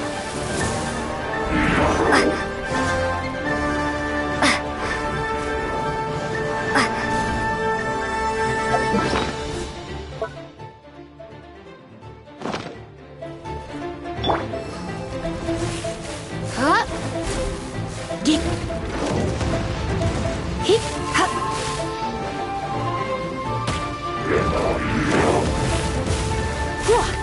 Yep. Hup. Here. Hup.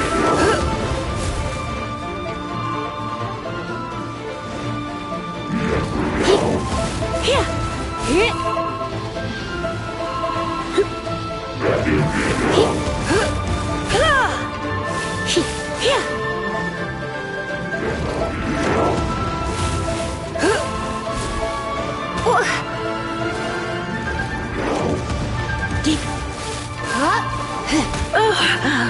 My.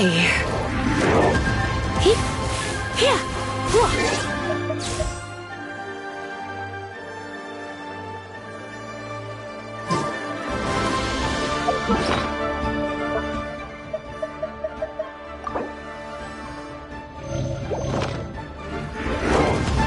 Yep. Here.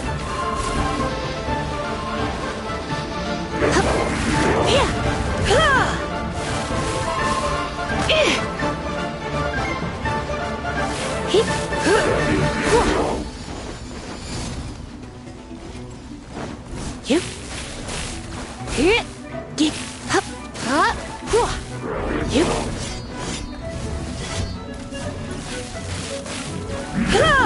He. Hop. Get. Here. Hit. Here.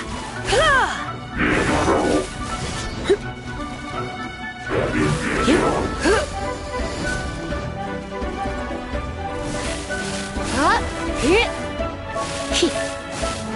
Hit. Here. Hop. Hit. Yep. Don't be such a brute. Get.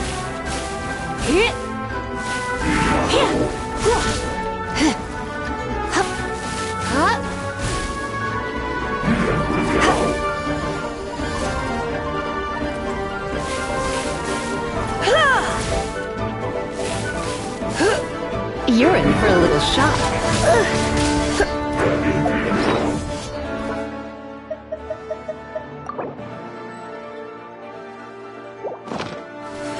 I have some for you too!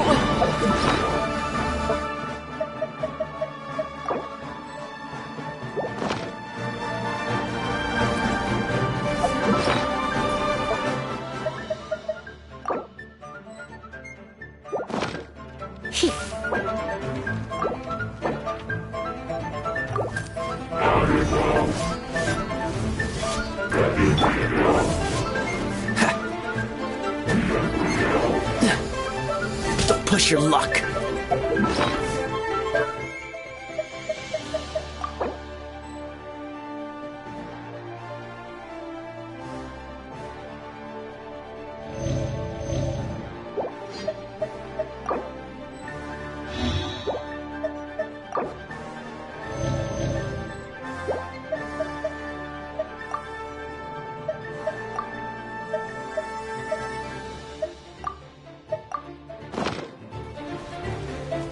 What's the hurry? This moment will be frozen in time.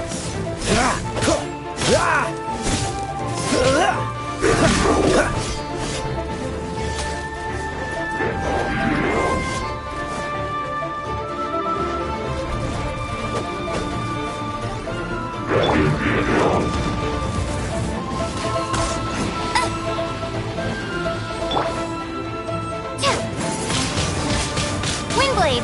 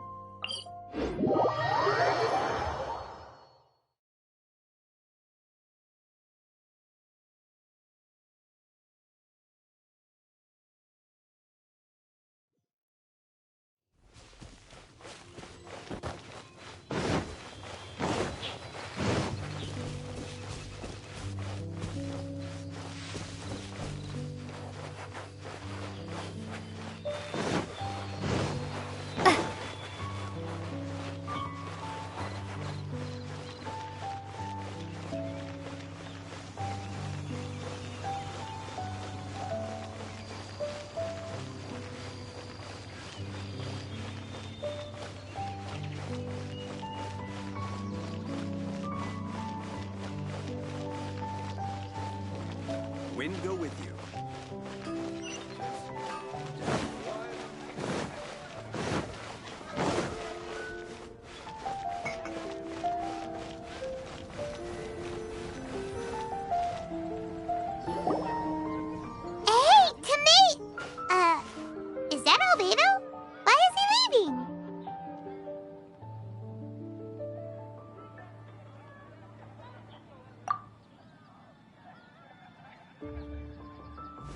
Hey, it's the Traveler and Paimon. Hello, you two. It's been a long time. Were you having a really serious discussion right now or something? Just a regular catch-up. We meet here once in a while to go through any recent developments in our research projects. So we just missed him. Maybe we should have hollered to him. He didn't look in the best of moods just now, though. Was he upset about something? If so, he probably wouldn't have been in the mood to help out anyway. Upset? You mean Albedo? Yeah, he wasn't looking his usual self. Upset? Uh-oh. I wonder if... What are you looking at me for? I wonder if Timaeus' research topic is so boring that Albedo finally snapped. Surely not. It's not that boring, is it? Nah. Anyway, Paimon wanted to ask you for a favor, Timaeus. A favor? Well, sure. How can I help? Well, Paimon found a bunch of super-duper sweet Sensetias in the mountains the other day. But if Paimon eats them all, then they'll all be gone, so Paimon isn't ready to finish them all yet. Paimon was thinking maybe you could make a device that you put fruits in and it turns them into juice. That way, they'll be preserved for as long as Paimon needs. Oh, yeah, I'm afraid that sort of thing is a little... Huh? Seems pretty straightforward to Paimon. Can't you do it? Paimon, I'm afraid you've entered into the realm of the weird and wonderful with this one. Okay. So how about you, Sucrose? Any idea? I'm sorry. It doesn't sound like it falls within my area of expertise. I could give it a try if you really want, but I'd probably just end up giving all your precious fruits arms and legs. Whoa, your tone is so calm, but your words are so terrifying. You'd think I'd be used to this by now. Well, as you know, my focus is on bioalchemy. Besides, keeping things fresh forever is just not possible. If you just wanted to modify certain properties of the fruit or their seeds, on the other hand, I'd easily be able to help with that. Alchemists usually focus in on their own research areas. Take us, for example. Timaeus, Albedo, and I all have very different research foci. Paimon, your idea is very imaginative, but it's beyond Timaeus' and my ability. I don't think even Albedo can make such an incredible device. After all, alchemy is not mechanics. There is a big difference between the two. Huh? Well, excuse Paimon for overestimating the power of alchemy. In fact, before Albedo showed up, everyone in Mondstadt thought alchemy was useless. Of course, we know better now. But even then, I have to admit, alchemy is only one of the many wondrous arts in the world. It's certainly not some kind of all-powerful magic that can simply take a substance and preserve it indefinitely. Sorry. That wasn't meant as a criticism against you personally. Paimon just wanted some fruit juice. What's wrong with that? Oh, of course, these are just Timaeus' and my subjective opinions on the matter. If you're really intent on pursuing this wondrous device, you can try your luck asking Albedo. But I wouldn't get your hopes up. If he has no idea how to make one either, you'll have to give up on the idea. He doesn't seem to be in a good mood today, though. What if he ignores us? He won't. Albedo is not that kind of person.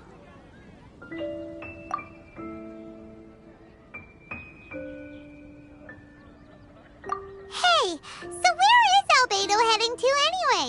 Dragonspine? Unless he specifically says otherwise, Dragonspine is where he usually goes. He seems particularly fond of that place. And somehow, the cold doesn't seem to bother him at all. Then let's go to Dragonspine to find him! Come on, there's no time to lose!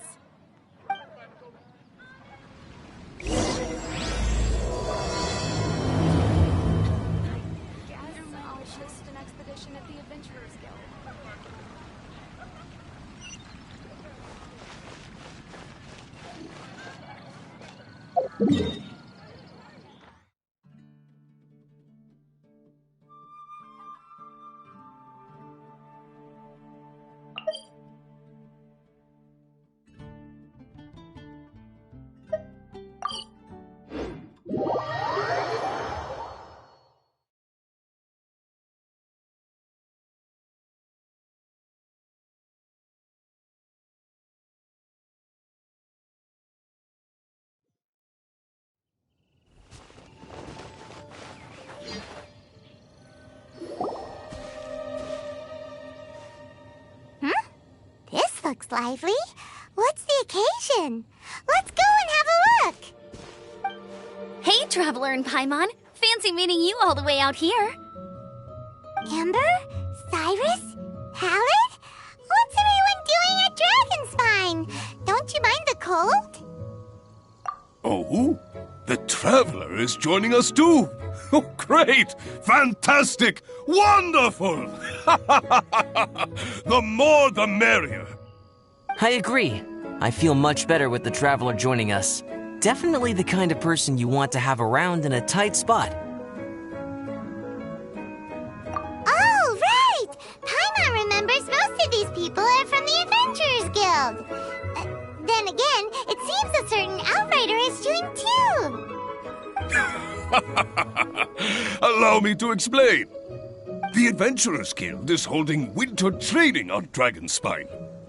As you know, our members have varying levels of adventure experience. Dragonspine is an excellent place for budding adventurers to challenge themselves and improve, but it's dangerous to go alone. So, we made a plan for senior members to pair up with junior members. This way, everyone can experience training on Dragonspine together under safe and controlled circumstances. Now, every adventurer can progress together. I've been working on this grand plan for half a year now, and it's finally coming together! It's a great plan, isn't it? Hey, you are an outstanding adventurer. Surely you must be willing to join us and help out. Is the Adventurers Guild short on experienced members? Well, that's part of it, actually. The other reason is, when I was patrolling the perimeter of Dragonspine, I found a lost kid named Joel. I heard he lives here on the camp, so I escorted him back. I know, Joel's father went missing. I totally sympathize with how much Joel misses his family. Dragonspine is so bleak and deserted. It must have been so lonely for him here. Aw, Amber! Anyway, I wanted to do something to cheer Joel up, so I said I'd build a snowman with him. It's something he enjoys doing. It also gives me a chance to stay here for a while and help Cyrus out.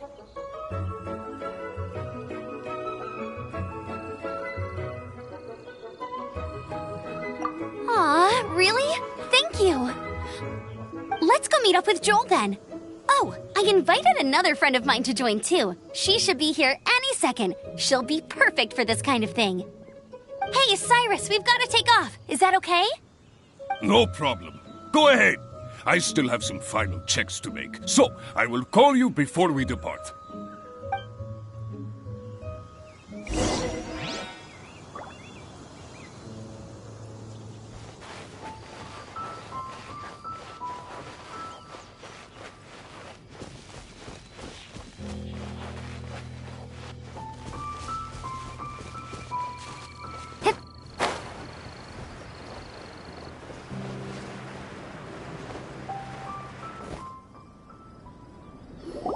Hey, Joel, we're here.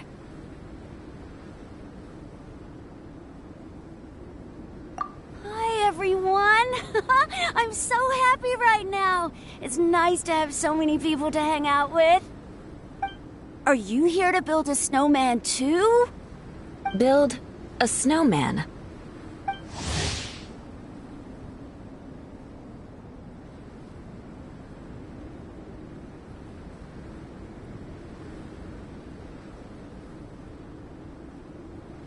Oh, sorry. I forgot to do the introductions. This is Eula, the Spindrift Knight and captain of the Knights of Favonius Reconnaissance Company. Amber, you're being far too formal. The child is never going to remember all that. Please, just call me Eula. Okay, Auntie Eula. You can call me Joel. Auntie Eula? Uh-oh. Eula's gonna add that to her long list of scores to settle. All right, if that's what you want to call me, go right ahead. Whoa! Eula just let something go for once?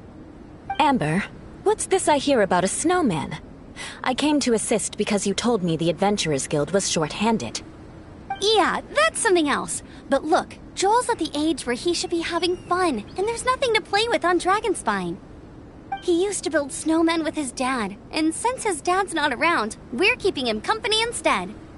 Besides, Eula, it's gotta be more fun than taking an ice bath all by yourself. Let's combine our forces and build ourselves a huge snowman. It'll be a ton of fun. Yep. Count Paimon in too. Paimon wants to build a snowman. Auntie Eula, are you too busy to join in? If so, it's okay. I understand. No, nothing like that. My mind was on something else, that's all.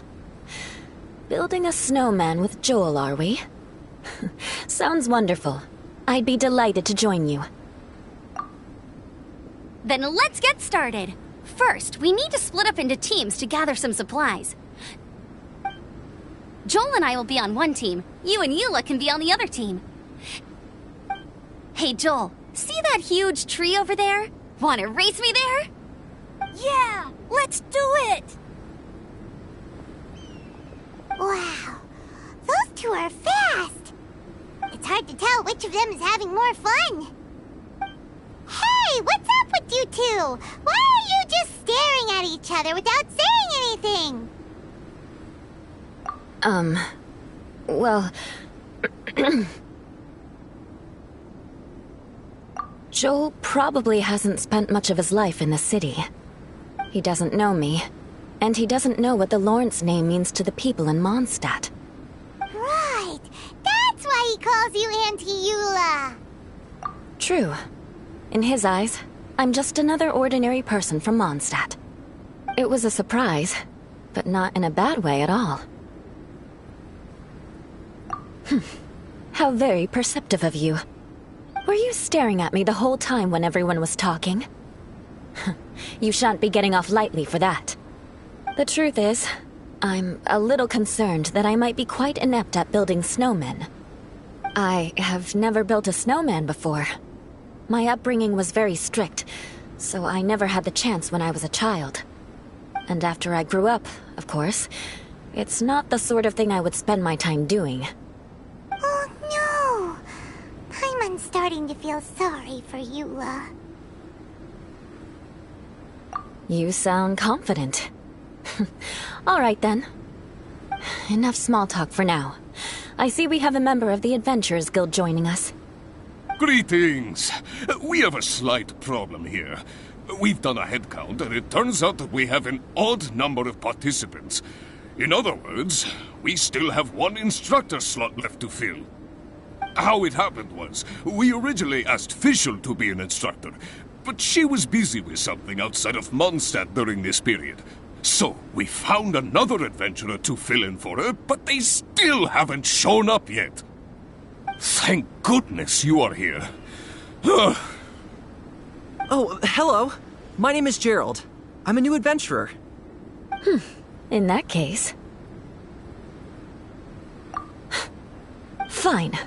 But for that, you will pay. Huh? Pay for what?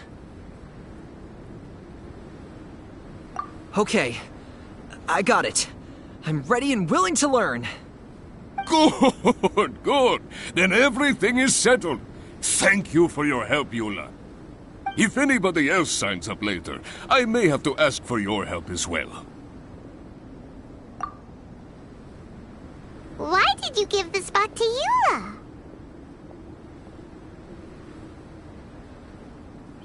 Oh, okay. You're so nice. Paimon noticed Eula smiled just now. It must have meant a lot to her. To be honest, Eula really is the best candidate for an instructor. Most people would find it hard to cope on the mountain because of the sheer cold, but not her! Oh, now Paimon gets it. This must be the whole reason why Amber got Eula involved in the first place. We were supposed to find supplies, but now Eula's busy with other stuff, and, Paimon doesn't feel like going around collecting things. How do you think Amber and Joel are doing? Let's head up the mountain and see what they're up to.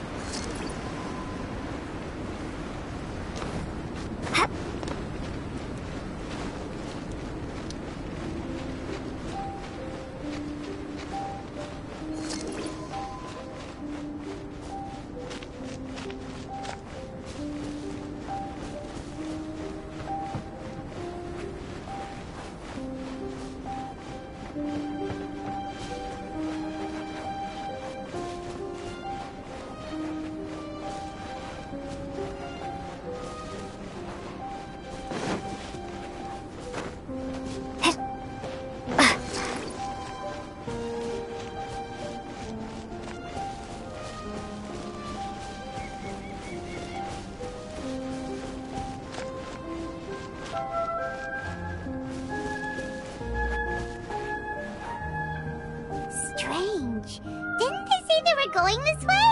Where the heck are they?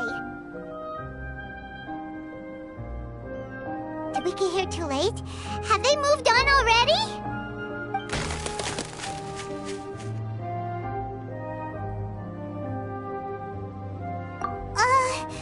Could they be in danger? Hurry! Let's go check it out!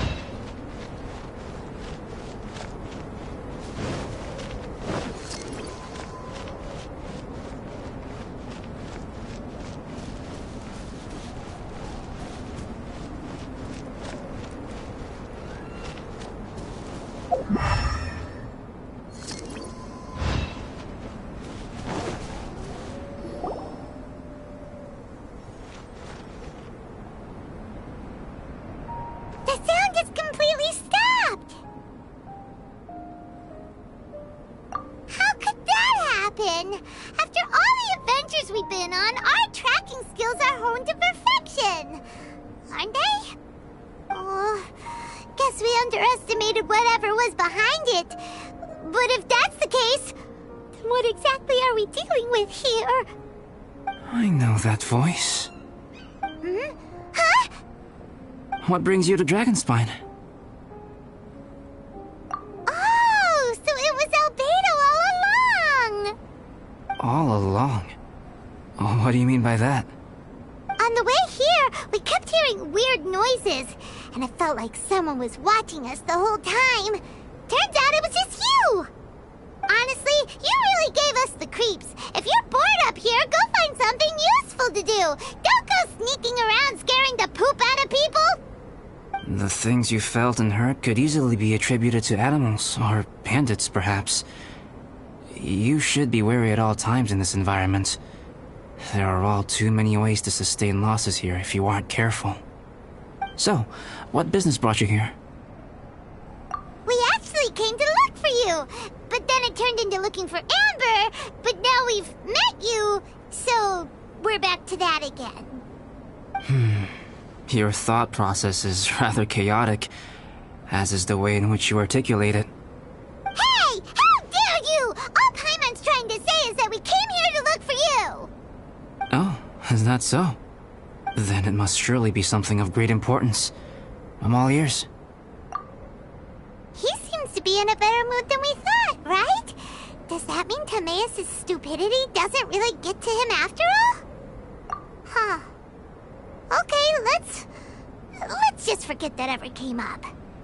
That's okay if you can't tell me about it. Just treat this as an opportunity to stroll on the mountain and enjoy the view. So basically, the The truth is, we're here on adventurer duty. Oh, I see. So you foisted the rookie off onto Eula so that you could wander off and goof around? We're not goofing around!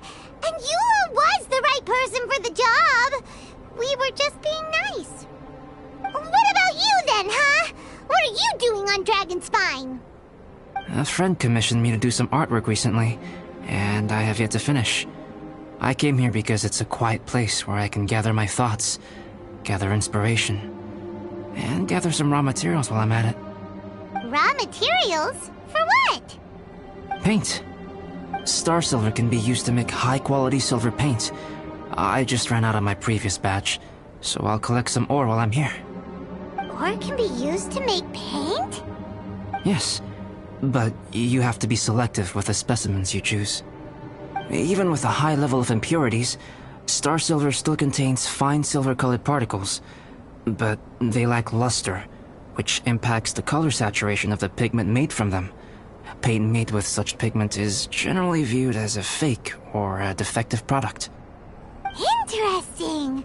So, paint aside, can you talk about how you find inspiration? Paimon wants to learn! You want to learn to paint? No, not for me. For the Traveler. Paimon wants the Traveler to learn how to paint. During our travels, we sometimes have nights where there's nothing to do. It'd sure be nice to do something memorable rather than just sit around. Painting is a great example because it can capture a moment in time. So it seems like it's definitely a worthwhile skill to have. Yep, why not? Once you mastered it, you can paint Paimon. Not a bad idea. Well, since you two would like to learn more about painting, why don't you come with me to the campsite? I have painting materials there. You can practice while I give you some guidance. Sounds great! Oh, she'll be fine. She is a Knight of Favonius after all. Let's just forget about all that stuff for now and go with Albedo. Come on, let's go! It's so cold out. Paimon wants to get to the camp and warm up by the fire.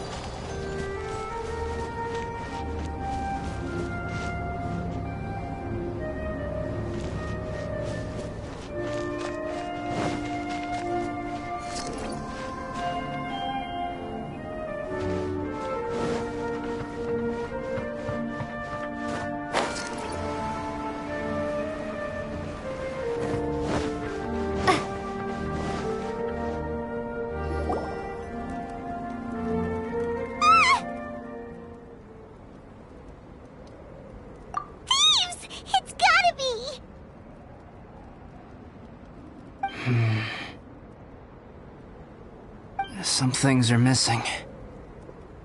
Nothing valuable, hopefully. Wait, where's Paimon's Mora?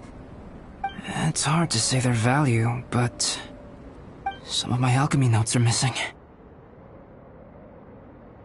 Alchemy notes? Would they fetch a high price? To the uninitiated, they are merely scraps of paper. But for someone who knows what they're doing, the knowledge contained in those notes is more valuable than any treasure. So you're saying only someone who knows alchemy would have stolen them? But the only people who come to Dragonspine are adventurers, thieves, and monsters. What use would any of them have with your notes? I feel the same way. However, hilly trail break-ins and other such incidents are not unheard of on Dragonspine. It's difficult to draw a conclusion based solely on the evidence at hand.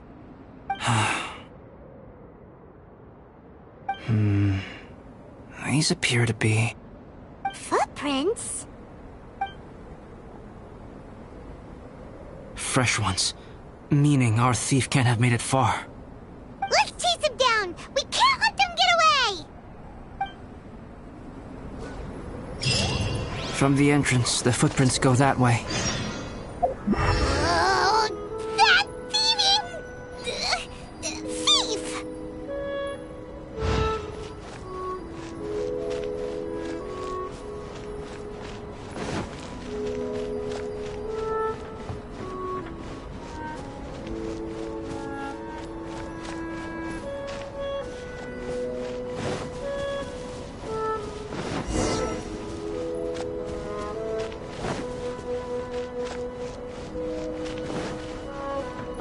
The footprints lead up there. So they scaled the cliff. Okay, after them!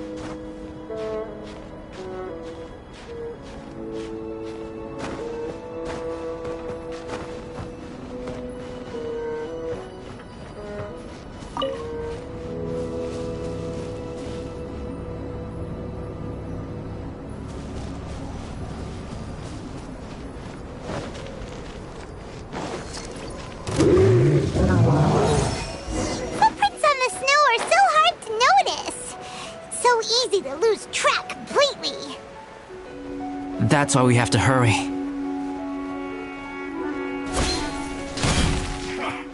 Come at me!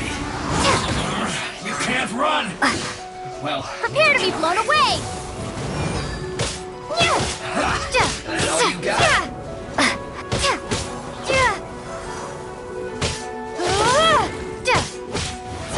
Don't be a killjoy! We've only just begun!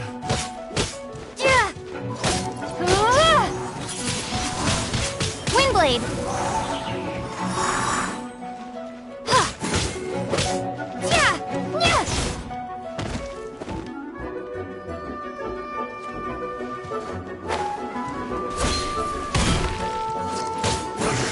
I miscalculated.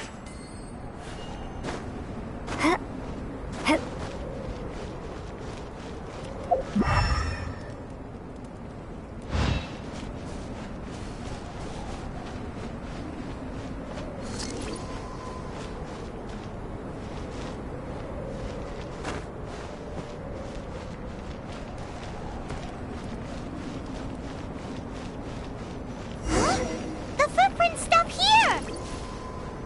Our thief must have jumped from the cliff. Get your wind glider ready. We're going down.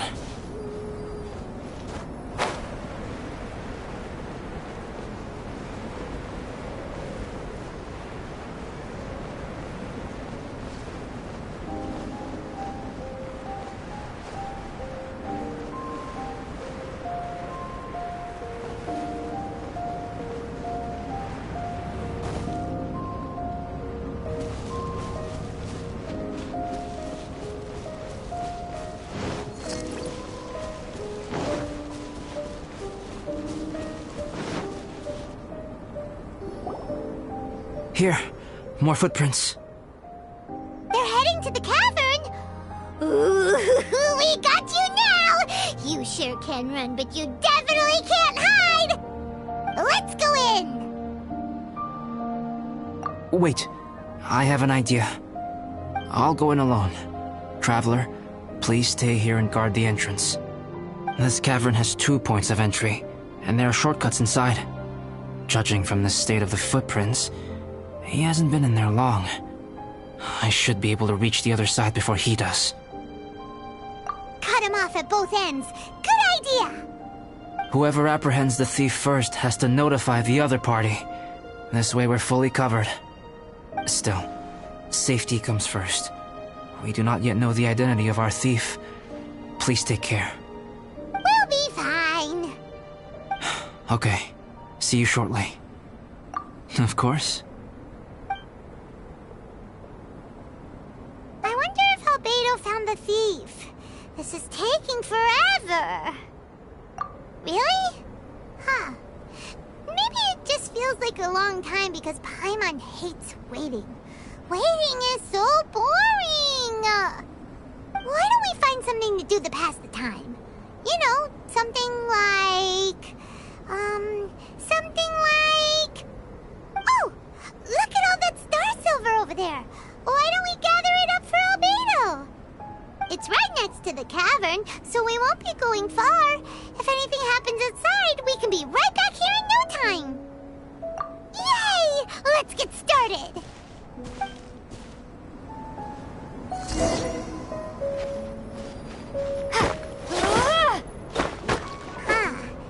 This stuff looks kinda lackluster. Is that because of the impurities like Albedo was talking about?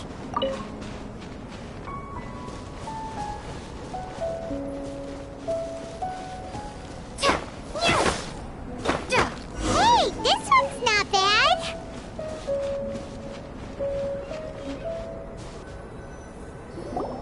Alright, this should be enough.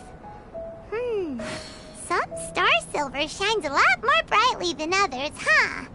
Finally, you're back! Yes.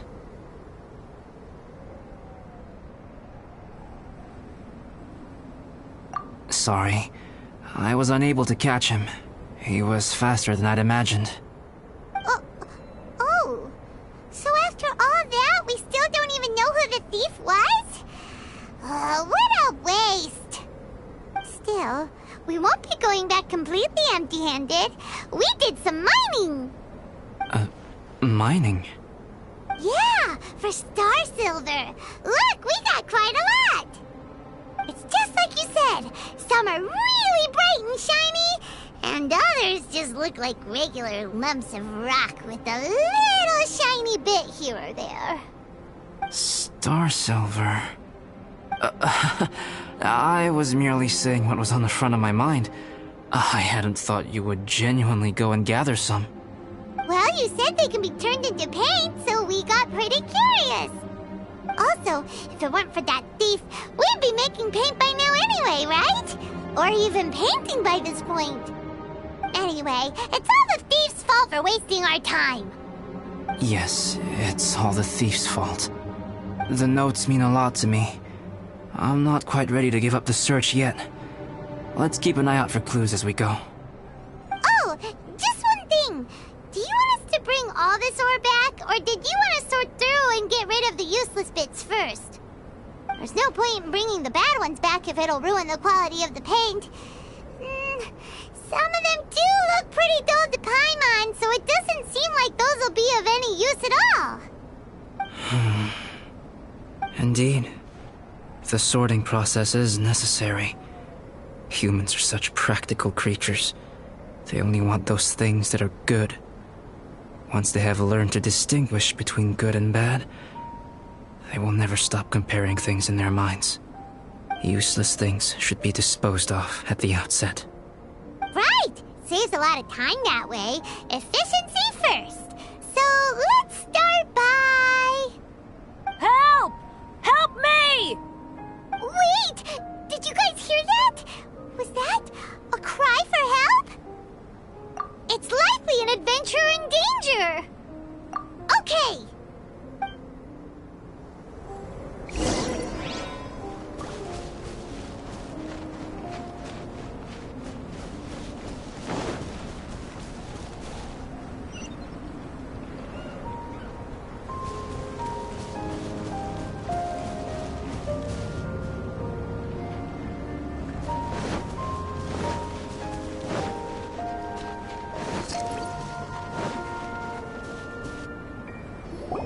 The voice was definitely coming from around here.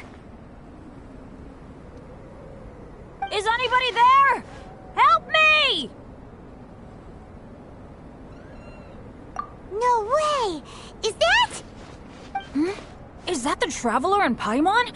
It's me, Bennett!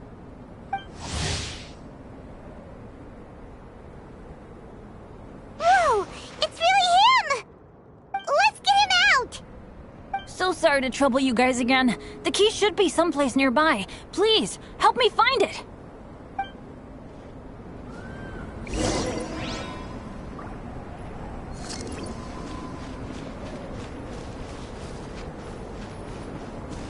Wow, so much clutter! Oh, we're not gonna find the key here, surely!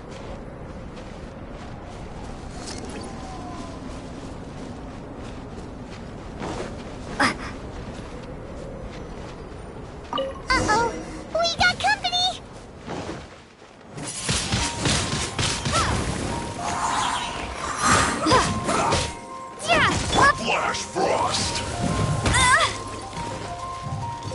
escapes my sights. I'll race you there. Right there. Almost. You're not going anywhere! Frozen food. Ow! Oh no! Let's end this quickly!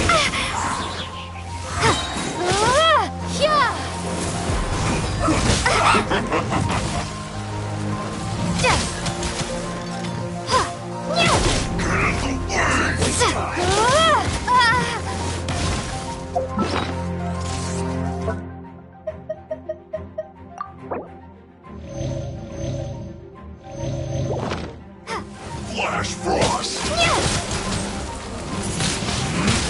Windblade.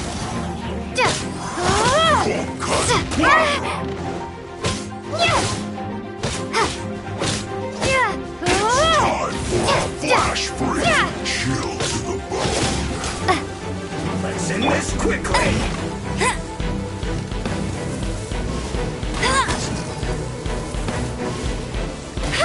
Almost. It's no problem.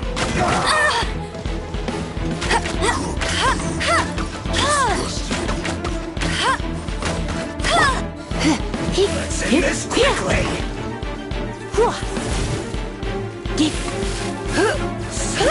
Right there. Let's not waste time.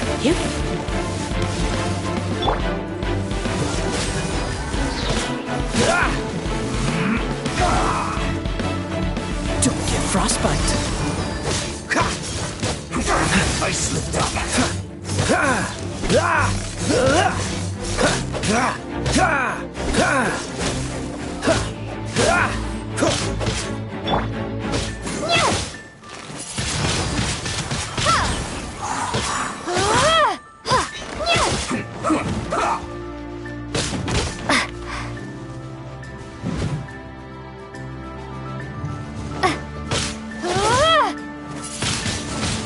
Windblade.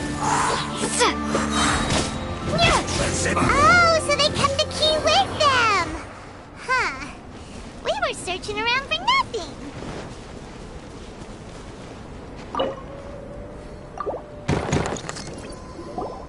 Oh, finally, I'm out. Thank you so much. If only there hadn't been rocks mixed in with the snow on the tree, it wouldn't have made me all dizzy when it fell down onto my head. And then I would have never walked into the Fatui's trap. Bandit? In a cage? Never saw that coming. I won't bore you with the rest of the details. Just me being unlucky again.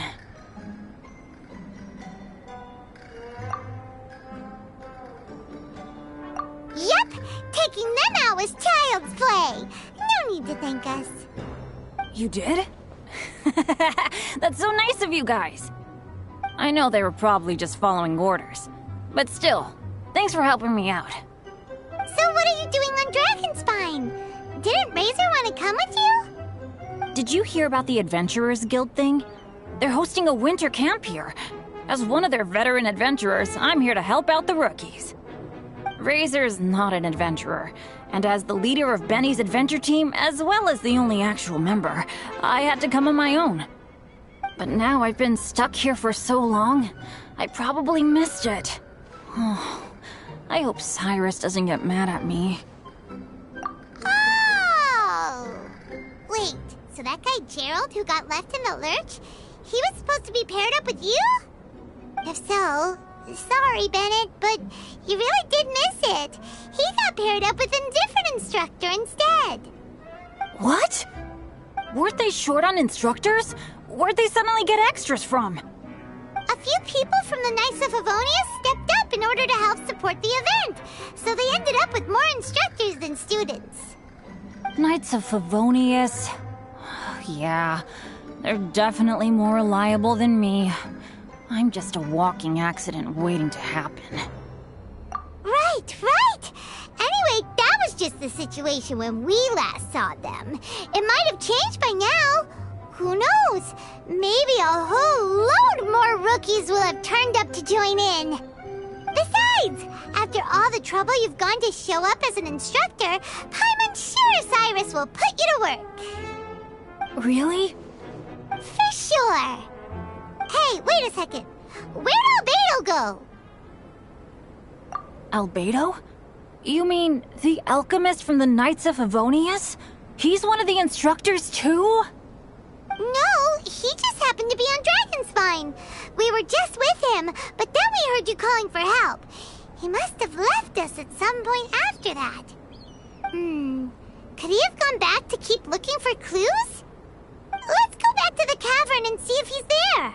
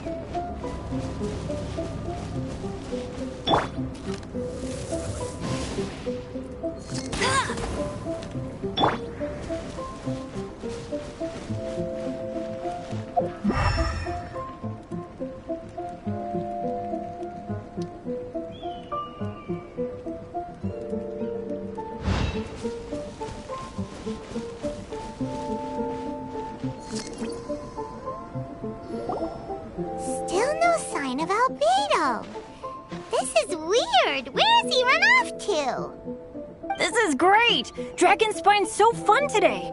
There's so many people around. It's never usually like this. This was where we heard Bennett's cry for help, right? We heard his voice and went straight over to rescue him. Then we noticed Albedo was gone. Huh. So he just didn't feel like helping us save Bennett? Wait, what? What are you talking about? Oh, Albedo! Where the heck have you been? We've been looking for you! I should be the one to ask you that. Didn't I tell you to stay at the cavern entrance? Huh?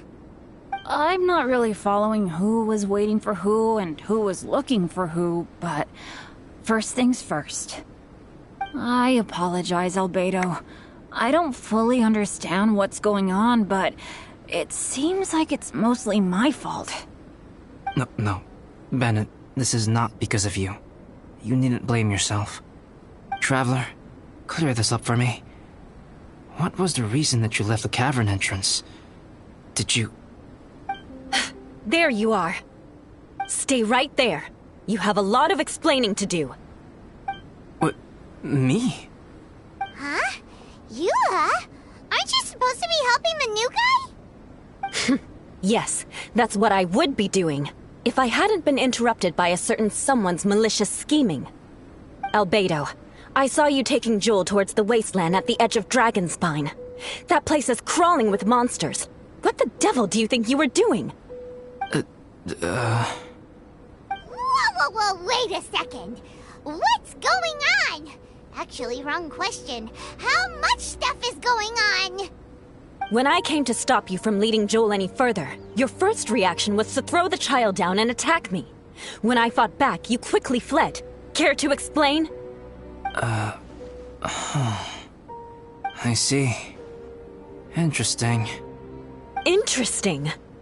Eula, it sounds like you met an imposter. Someone who was impersonating me. Impersonating you? To what end? It is difficult to draw a definitive conclusion for now. But these strange incidents do seem to be connected.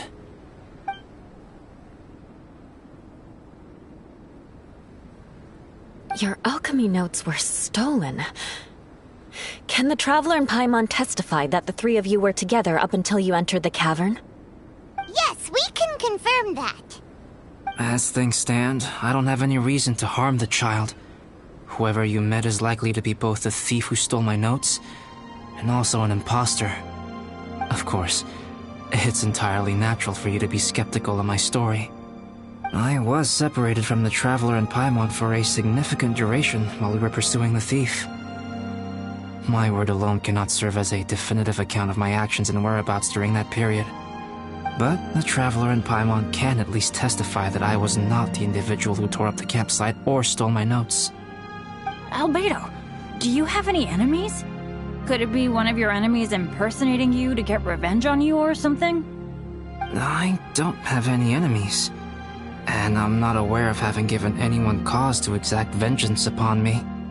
There is insufficient evidence to assert what happened with any certainty at this point. Given how serious the situation is, I intend to investigate it myself, even if you decide not to pursue it any further. Eula, I won't discourage your ongoing suspicion of me if you can't believe my story. Though, naturally, I would hope you can afford me some credibility on account of our solidarity as fellow members of the Knights of Favonius. Traveler, Paimon, Bennett, if you are willing, I welcome you to monitor my activities beyond this point so that you can act as my witnesses. If I am what this imposter wants, he will come looking for me again eventually. Things can only become clearer from that point on. I'll give you the benefit of the doubt, as preposterous as your claims sound. And I will choose to believe that an imposter went after Joel, and not you. I will keep Joel safe. If you need any support with the investigation, contact myself and Amber. You have my gratitude. As far as Amber goes, I will... Eula! Eula! Where are you? Amber, we're here! Eula! Oh, and Traveler, Paimon, Albedo, and Bennett. You're all together. Great. Bennett, I'm glad I ran into you here. Cyrus was telling me you still hadn't shown up. He was getting worried you might have run into some trouble. Yeah, I ran into a little trouble. Thanks for your concern. Sure thing. Well, now that I found you, let's go check in with Cyrus. But before that, has something come up? How come you're all gathered here together? Need any help? Between us, there have been a few minor incidents, but nothing I haven't already dealt with. Oh, yeah. It's my fault, really. All because of my bad luck. But everything is fine now. So, it's all set then? Great! Shall we head back down together? I did say I'd bring Bennett back if I saw him. Sure, I'm ready to go. Very well. Let's go. And then there were 3. Traveler, can we talk somewhere else? Let's go to my camp.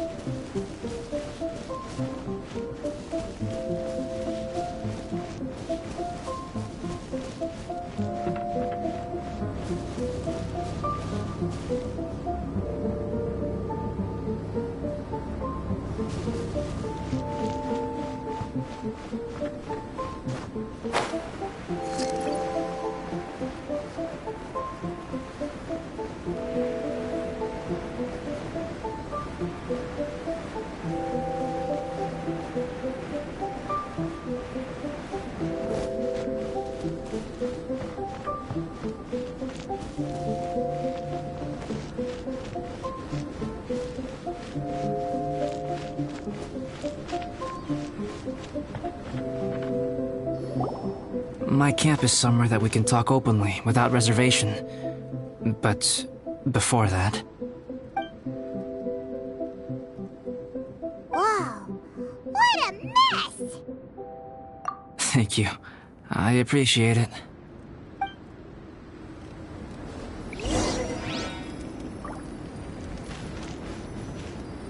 I've been absorbed in my research lately and haven't attended to the dusting. It's due for a cleaning.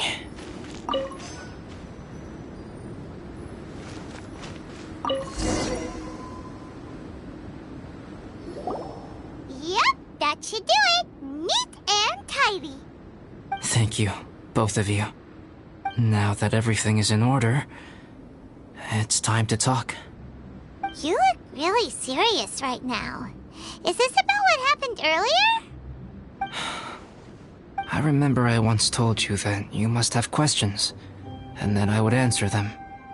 I also said that, while I did not wish to deceive you, there were certain things I could not go into detail on. I am a synthetic human being. A human forged by human hand. The one who created me, my mother and teacher. Her name is Rhine-daughter, a researcher from Conria, also known as Gold. A synthetic human? What the... How the heck does that work? When the pinnacle of attainment in alchemy is combined with unimaginably vast learning, the apex achievement is the creation of human life. When you say Conria, do you mean... I am indeed somewhat older than my appearance might suggest. But when I came into being, Conria had already been destroyed. I have no memories of it. My master raised me and taught me everything. Like her, I am a pure alchemist. I live for academic knowledge. Nationality and identity are not what ultimately define us. Traveler, what is your general feeling toward Dragonspine? You've visited numerous times now. Would you say it's a cold, eerie, and melancholy place? Rhine-daughter created two miraculous beings. One is me, and the other is the venomous dragon, Durin, who died here. Durin? So that makes you guys... brothers? As sons of Rhine-daughter, Durin and I are indeed inextricably linked to one another. The phenomenon of our creation defies definition within the scope of a typical human worldview. But if we may tentatively call it birth, then yes, we, by extension, are family.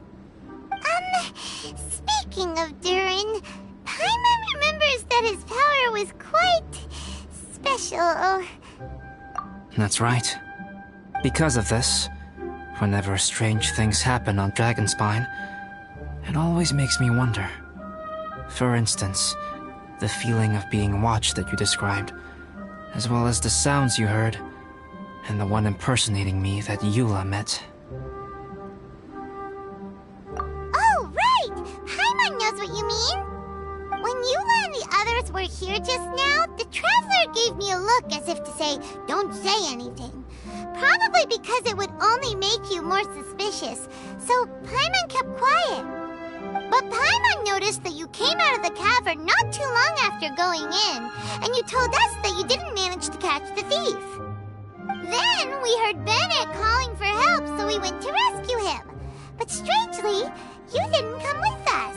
And when we got back to the cavern to go find you, suddenly you were the one looking for us. So, it seems that you met my imposter too. Well, if so, it was a pretty good impression. He had you down to a T. We never would have guessed. Also, after he left us, why did he go after Joel? Perhaps Durin's power drives people to madness. But that's merely crude conjecture. Whether someone is impersonating me or there is another false me out there, this is a cursed tale, and it is not one whose weight you should have to bear. Traveler, perhaps you should return to Mondstadt if you have no further business here. The work that lies ahead will occupy me completely. I'm afraid I will be unable to entertain you beyond this point. Yeah, we're Dragonspine veterans by now. If there's something really bad going on, we can't just leave you here to deal with it on your own. That wouldn't be very nice now, would it? Besides, there's no one else in Mondstadt that you can talk to about this. Sucrose and Timaeus don't know your secret. Yeah, don't push us away at a time like this. All right. Thank you. You were intending to participate in that winter camp, if I recall correctly. That could serve as an excellent pretext for you to remain on the mountain. In that case, please join in the activities of the Adventurers Guild as planned, and be on the lookout for any leads while you're at it. If anyone sees me, or someone like me... We'll be sure to pass the info straight on to you. Good. Then we're agreed. Okay, let's split up to look for clues, then meet back here at this camp in a few days' time. Sounds good to me. But please, whatever happens, put your safety first at all times.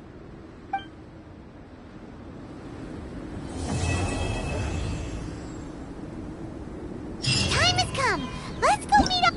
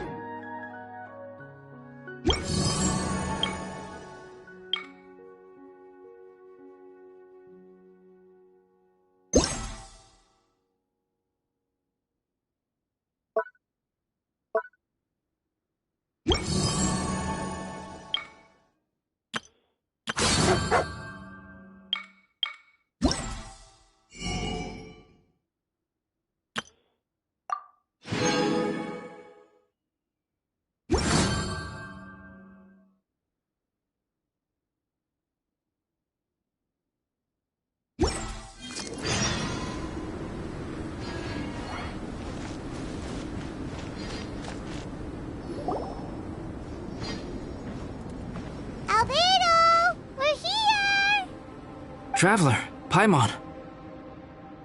Your faces say that perhaps you haven't turned up anything? We investigated all over the mountain, actually. But we didn't see anyone that looked like you or hear of anyone else meeting you. This is not unexpected. I haven't made much progress either. He appears to know that we are looking for him, and has opted to lie low for the time being.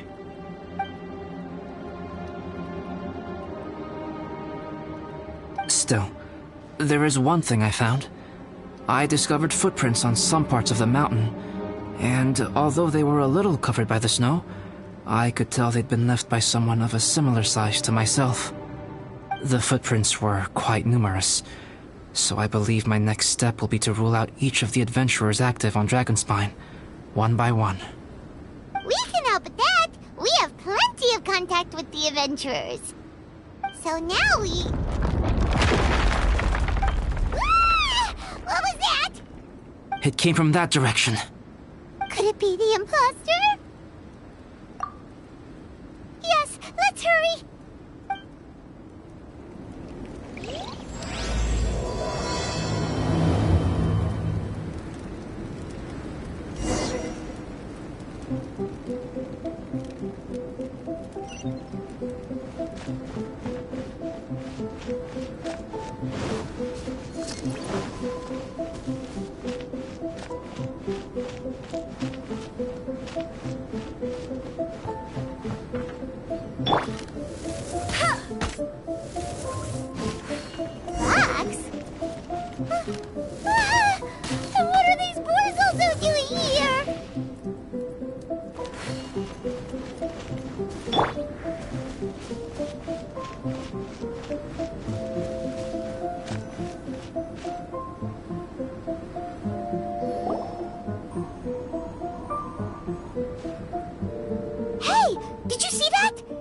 those rocks shake just now?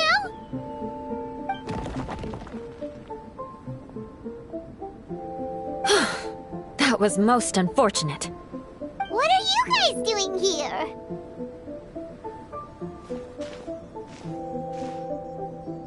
I have to agree. We've been wandering this area for days. Earlier. You know, the, kind of a reckless sort of guy. You know the one? Anyway, he said he was unlucky, so I gave him some adventuring survival tips. After that, he disappeared to rejoin the training camp. Wait. Are you saying that after all this time you still haven't made it back to the base camp?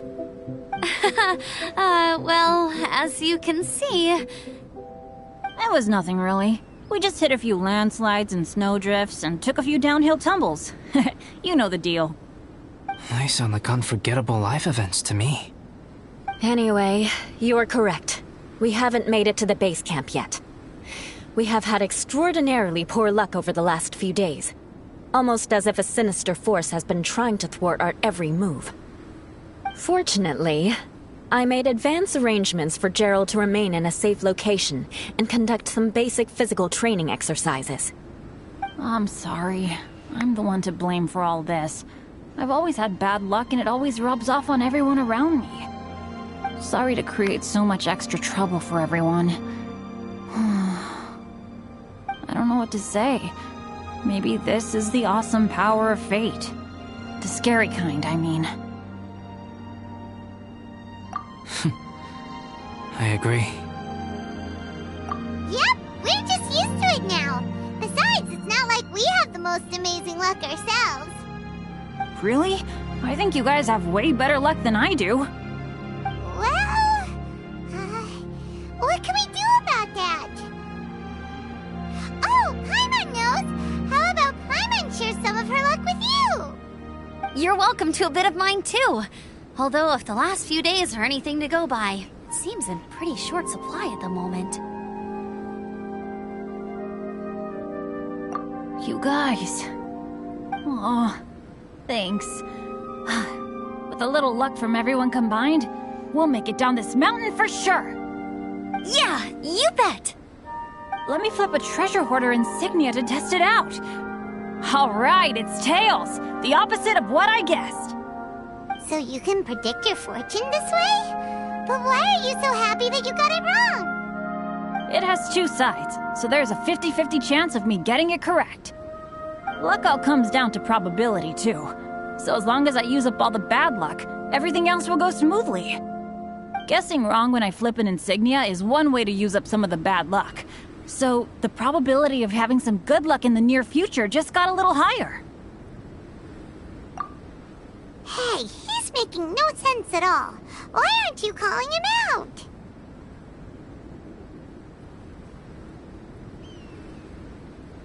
Guys, I guessed wrong in my insignia flip, which means we should be able to make it back to camp.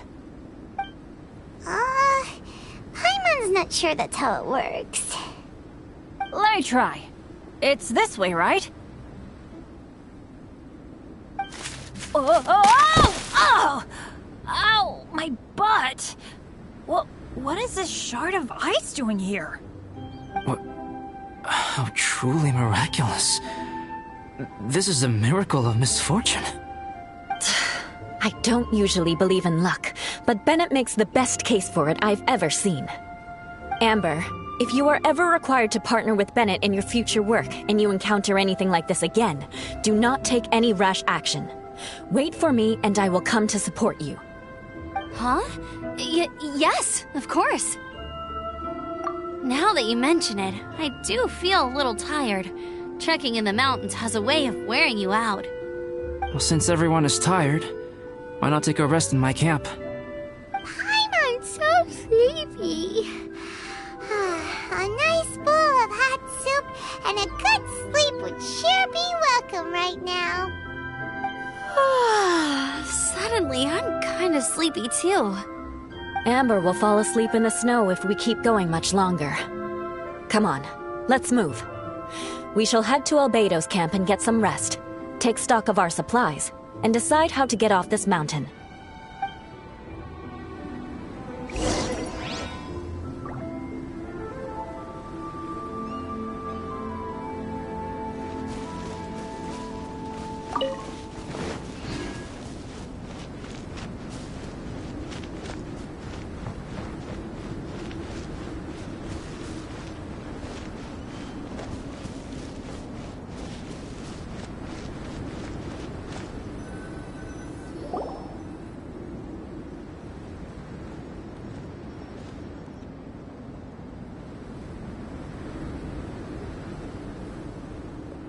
Here we are. Make yourselves comfortable.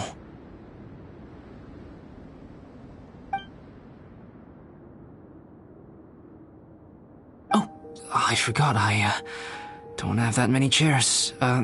Please wait a moment. What's he doing? Painting? He is.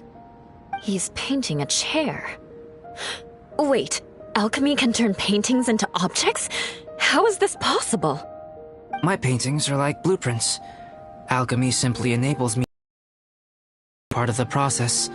It's an elementary level technique. With enough research and experimentation, this same technique can even be used to create living beings. Whoa. Well, since you can magically produce chairs, can I have one with a backrest? No problem. How many of you want backrests? Me! Me! I'll also take one with a backrest, if you please. Can Paimon have a chair that comes with a juicer? Still beats squeezing onto a stool with you.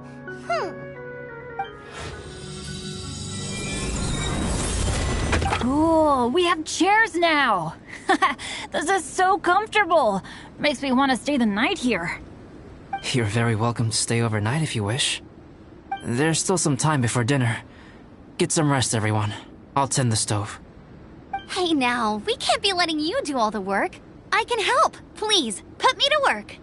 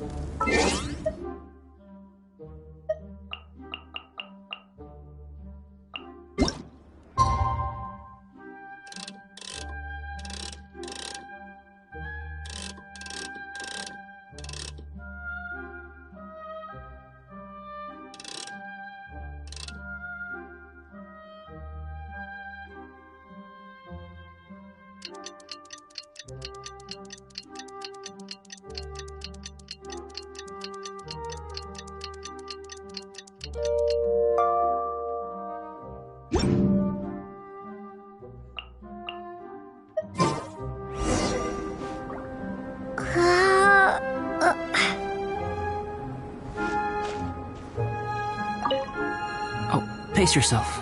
Dinner could be a while. I still have a few things to prepare. It's almost ready now.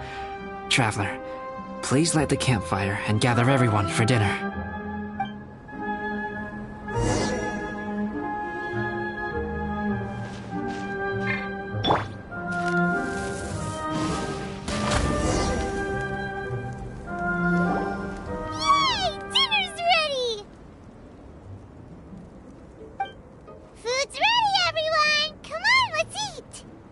I made a few dishes based on some popular Mondstadt recipes.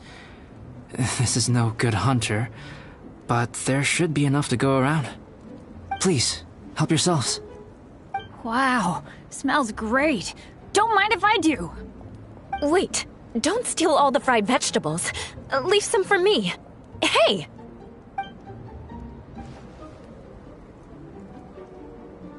Ah, Paimon's full. What a great meal! Albedo, you're too modest. These dishes are as good as anything you'd find in a top restaurant. Are all alchemists so good at cooking? You may be onto something there. Right? Paimon thinks so too! It's his lab manner that gives it away. The kind of guy who holds a potion bottle as steady as a rock isn't the kind of guy who's gonna be slapdash with his salt and pepper. Actually, that makes a lot of sense.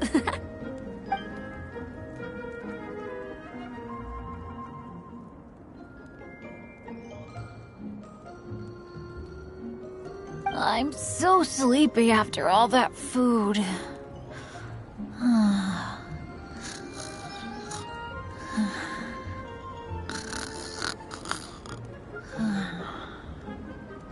Bennett fall asleep sitting up? He must be totally wiped out. The way he's sleeping is so alert. I'm impressed.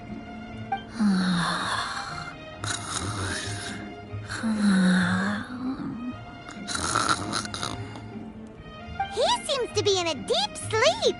Ooh, Paimon wonders if he sleep talks. Oh, no, Dad, no apples for me. I want sticky honey roast and fisherman's toast. Sticky honey roast. That's your favorite, isn't it, Amber? Sure is. Give me a sticky honey roast from Good Hunter any day. I used to take Eula to Good Hunter a lot back when we first met. Before long, Sarah would start cooking our usual orders as soon as she saw us coming. She said we ordered the same thing so often that it was practically muscle memory by that point. She also said that if everyone in Mondstadt ordered like we do, her job would be so much easier.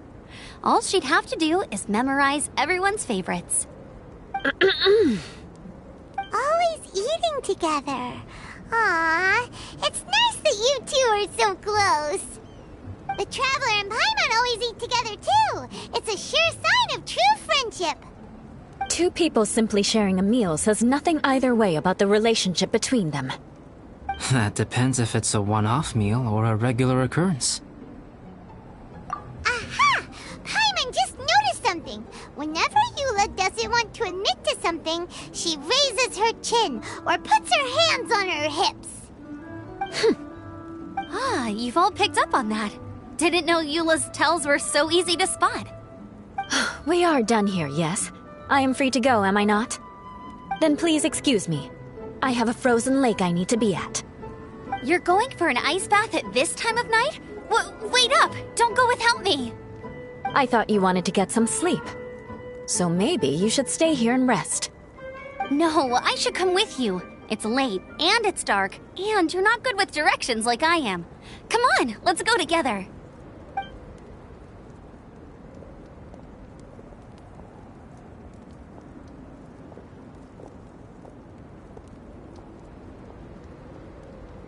An ice bath? Whew. Rather them than Paimon.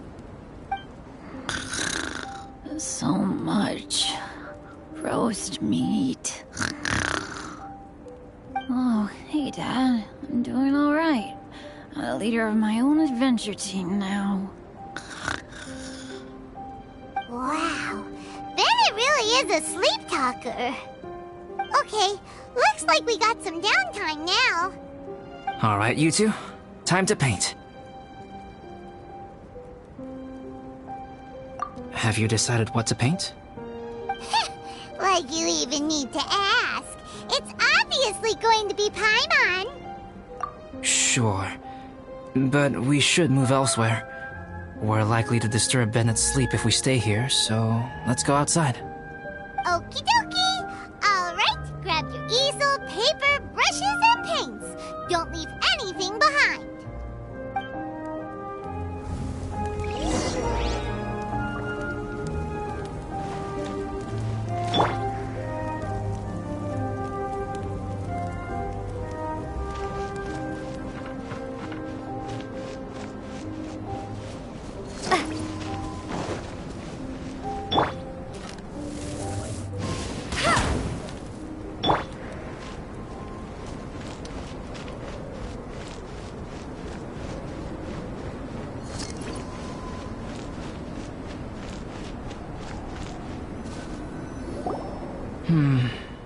Let's paint here.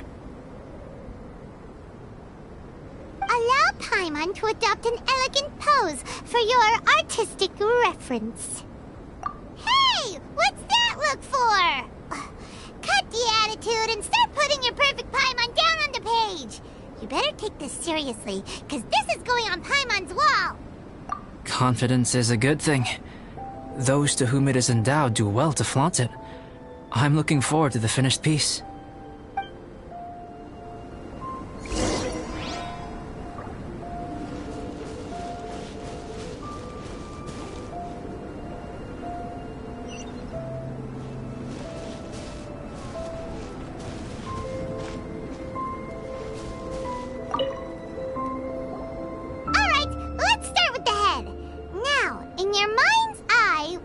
is written on Paimon's face.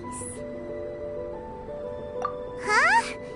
Is that how Paimon really looks to you? Okay, forget it. We can come back to that. Let's move on to the body. Come on, paint what you see when you look at Paimon. Paimon's starting to feel like this is not going to turn out so great. Now Paimon's getting nervous. Let me see. Let Paimon see. What is this?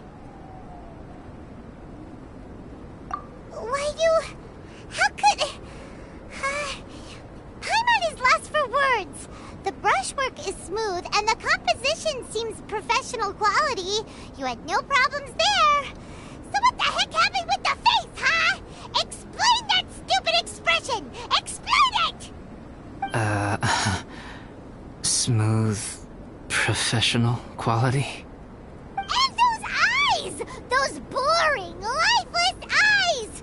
Where's the soul? Traveler?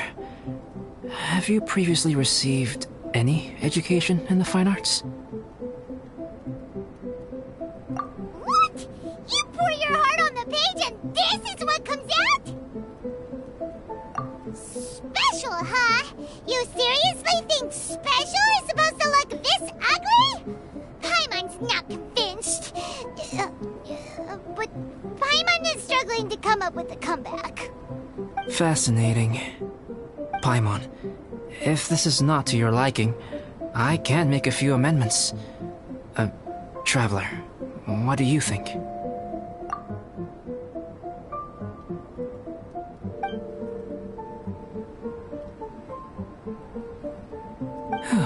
Alright then. Paimon, is this better? It's a total ground-up overhaul, that's what it is! It's so pretty! Is that really what Paimon looks like? Adding flourish to the finished piece is an essential component of what makes art... art.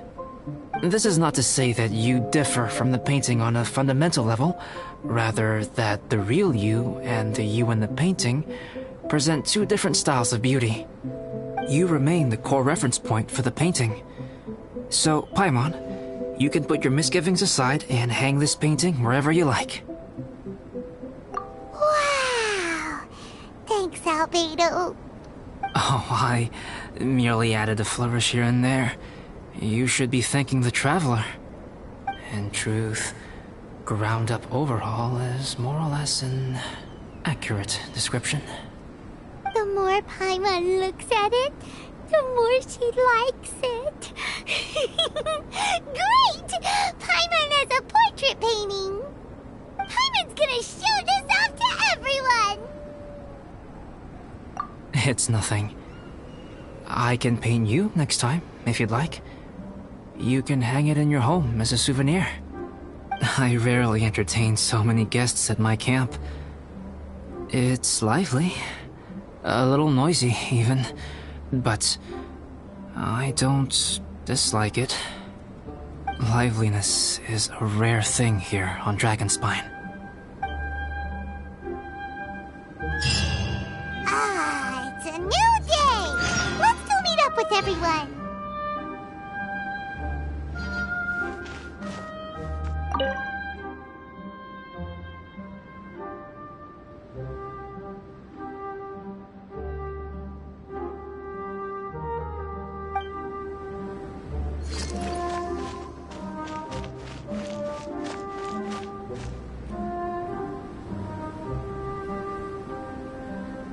Hey, good morning!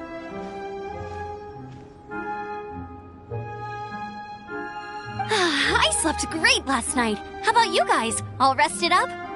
I'm fine, as usual. The path down the mountain is easier to follow in the daylight. Let's take this chance to head down to the base camp. Let's go! If we make good time, maybe we can all get lunch together.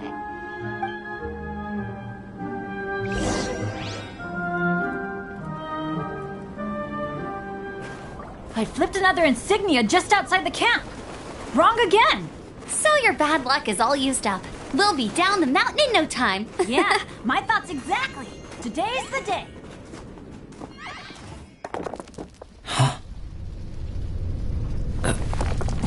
Oh no! Avalanche! Look out!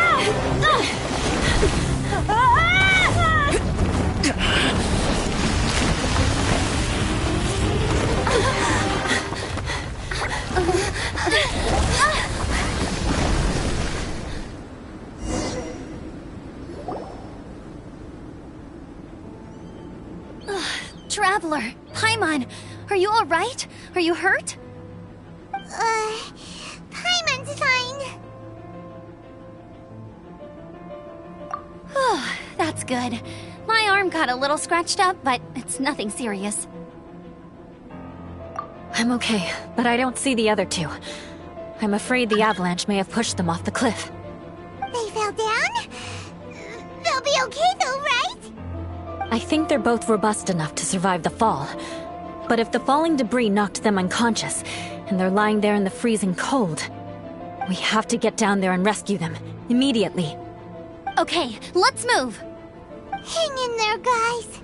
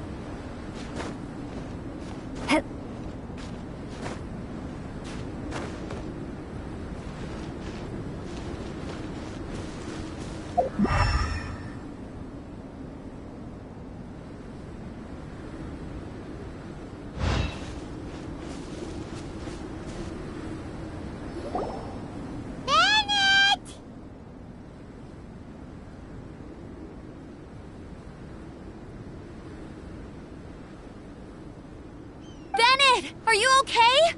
Shout if you can hear me! Bennett! A voice! Over there! Bennett, is that you? Guys, I'm over here. Are you alright? Are you hurt? Let me check. I'm a little dizzy, but I'm not in any pain. I don't think I'm injured. Thank goodness. Scared the life out of me. If you're dizzy, sit and rest for a while. It's fine, really. This kind of thing happens all the time. I'll be fine. Thank you. Wait, where's Albedo? Isn't he with you guys? We thought he fell off the cliff with you! He still hasn't shown up? We found Bennett here, so Albedo can't be far away. Keep searching this area. Got it!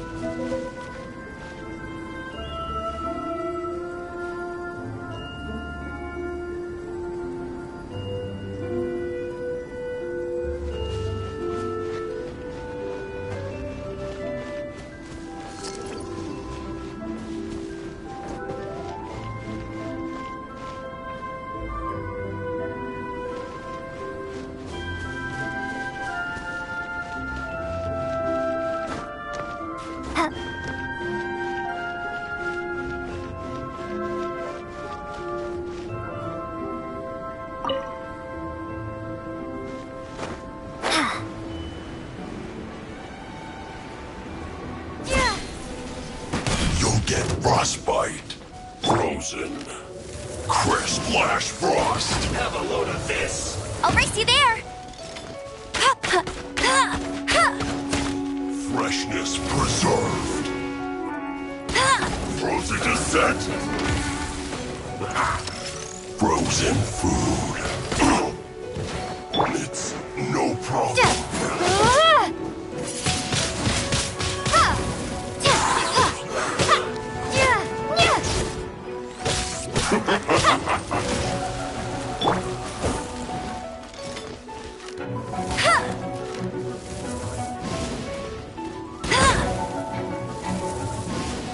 Flash Frost! Bet you can't keep up with me! This one's well done. You're not going anywhere!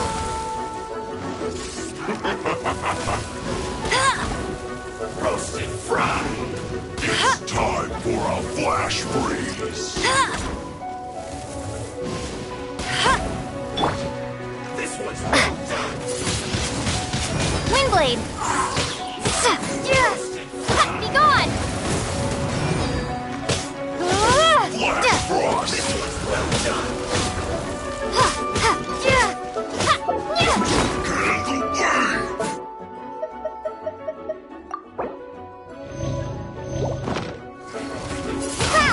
Get in the way! This one's well done.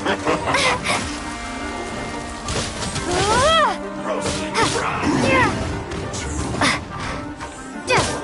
You need to hurry up. Dodge this! This one's well done. You need to hurry up. Freeze!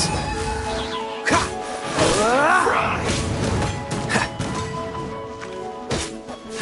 You need to hurry up. Cool it!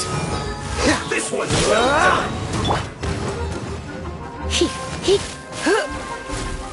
Try not to enjoy this too You much. need to hurry up.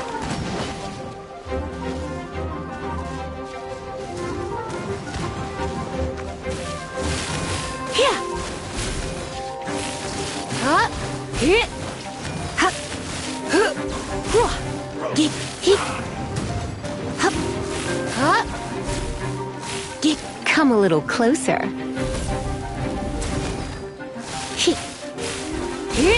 This one's well done.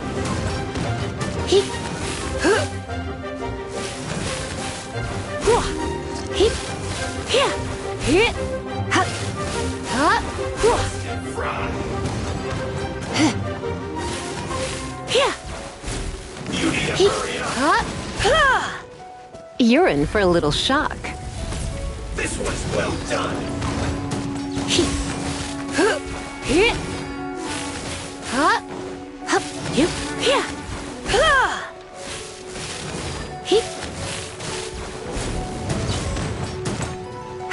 You need to hurry up. Roasted fried. This one's well done.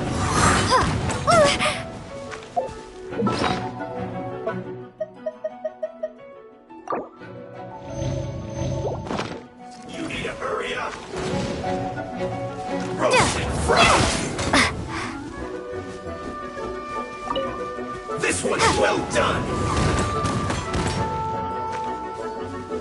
You need to hurry up. Roasted fried. This one's well done.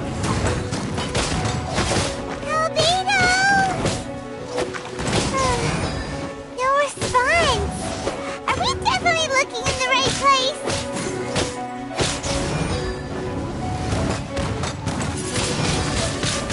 You need to hurry up. Roasted fried. This one's well done. An unfortunate fault!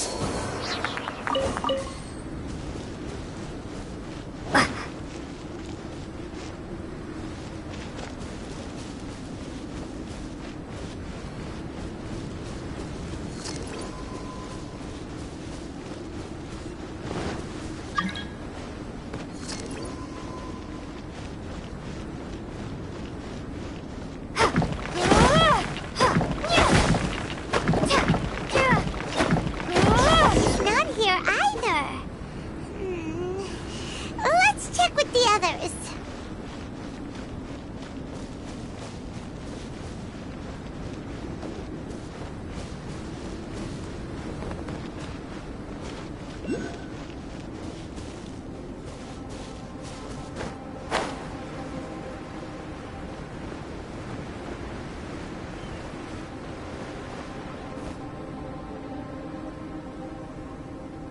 Well, any sign of him?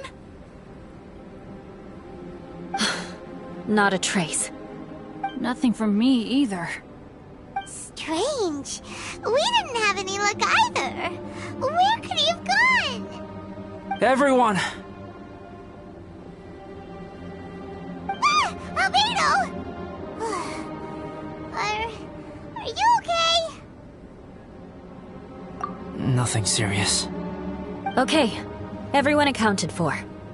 Guys, I think it's gotta be because of me. The avalanche only happened because I'm here. I guess flipping a treasure hoarder insignia isn't gonna change my luck after all. No wonder no one wants to go adventuring with me. I'm so sorry. Don't say that. I'm hardly the lucky type myself, so I'm not about to go blaming every little thing that goes wrong on you. Exactly. Besides, Dragonspine is a dangerous place. Avalanches literally come with the territory. Bad luck has nothing to do with it, okay? Traveler, what's wrong? Your face looks... Oh no, did you get hit on the head? Here. Everyone, the incident is behind us now. We should keep moving. Why do I feel that Dragonspine has become more dangerous than it used to be? I hope it's just my imagination. Our top priority now is to get off the mountain and regroup with the adventurers. Whatever further dangers this mountain has to throw at us, we must face them together. Agreed. Guys, keep your eyes peeled and watch your step. Careful does it.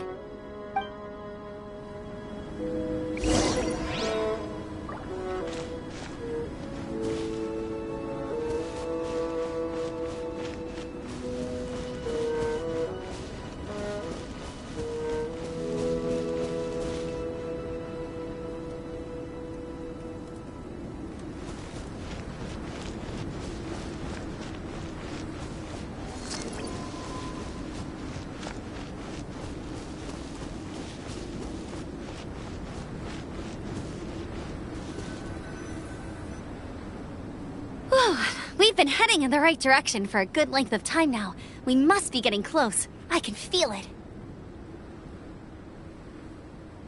Victory is in sight! Hooray! As soon as we get to base camp, Paimon wants a bowl of hot soup and some barbecued meat. I hope we can all get there safely. No more incidents, please.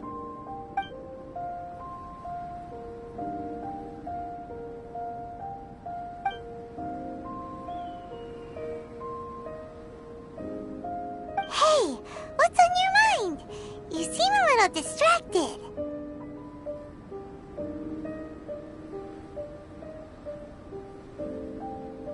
Something's up, isn't it? Are you hungry? Cold? Shall Paimon hug your head to warm you up? I don't think I've spent so much time on Dragonspine before. It sure is cold, but the view is amazing. Isn't it, Eula? Eula? Sorry, I wasn't listening. What did you say? I was just thinking. Whenever I've met up with you at Dragonspine in the past, we always stick to the same few spots. It's much more vast and beautiful here than I realized. If it were a little warmer and a little safer, I bet this place would be bustling with visitors.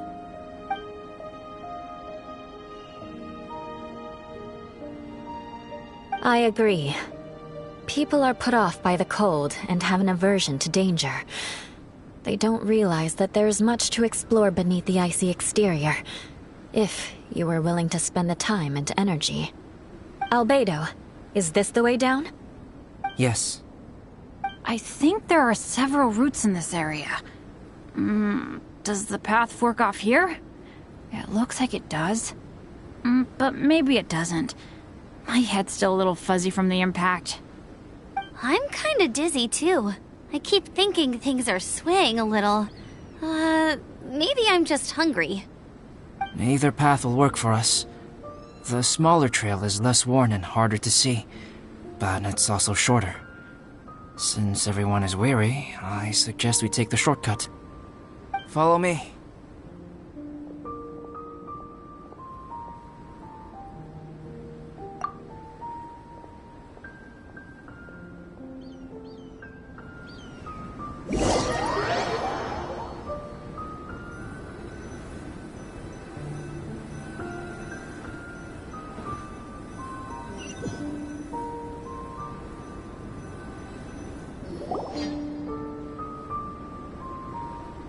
Wait.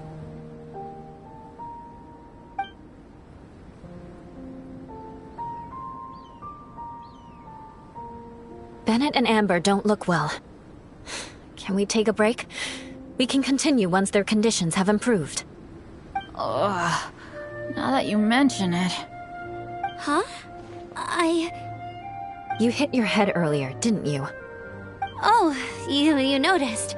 Are you sure it's worth holding everyone up over a little thing like this? No problem at all! Health and safety always come first! Okay, sorry for this. Thank you. Yeah. Thank you.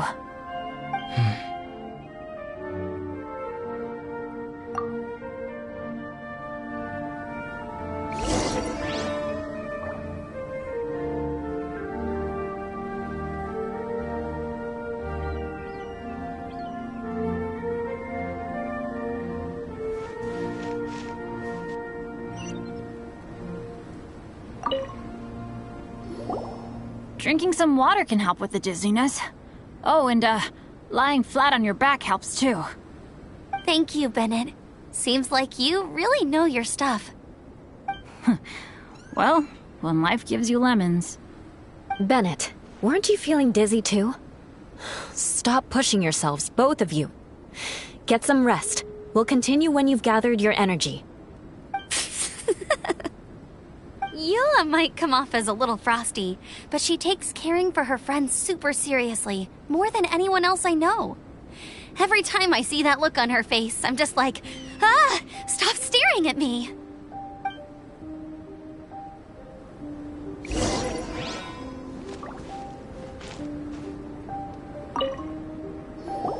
Traveler, I know what that look means. What's on your mind?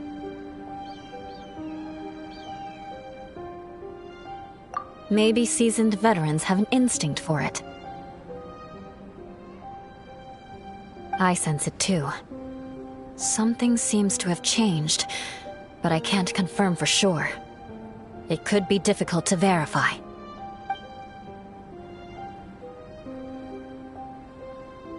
It might be imprudent to speculate out loud, but I believe you know what I am referring to.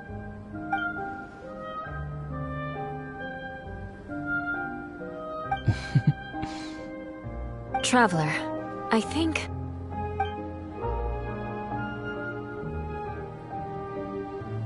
you...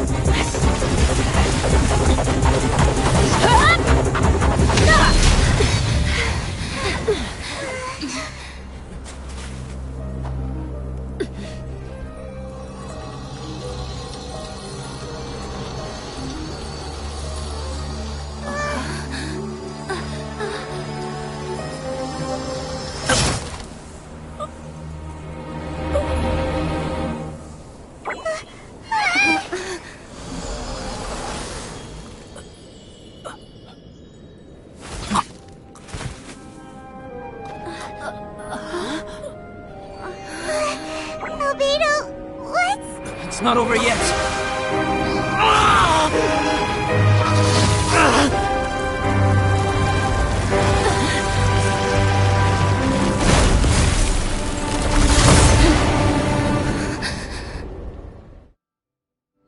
Brace yourselves.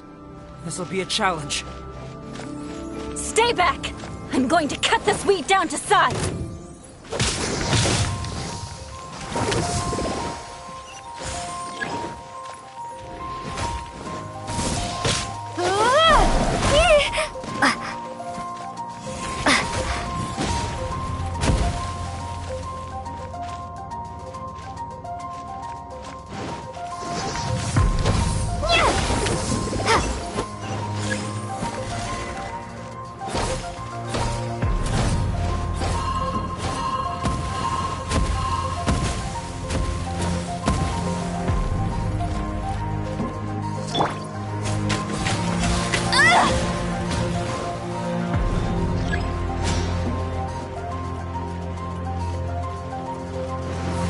I'll race you there!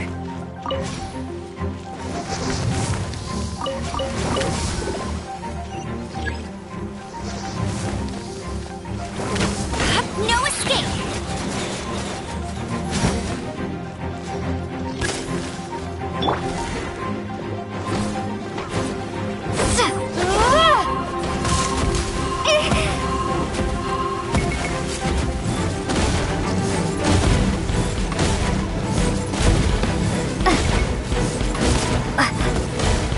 Prepare to be blown away!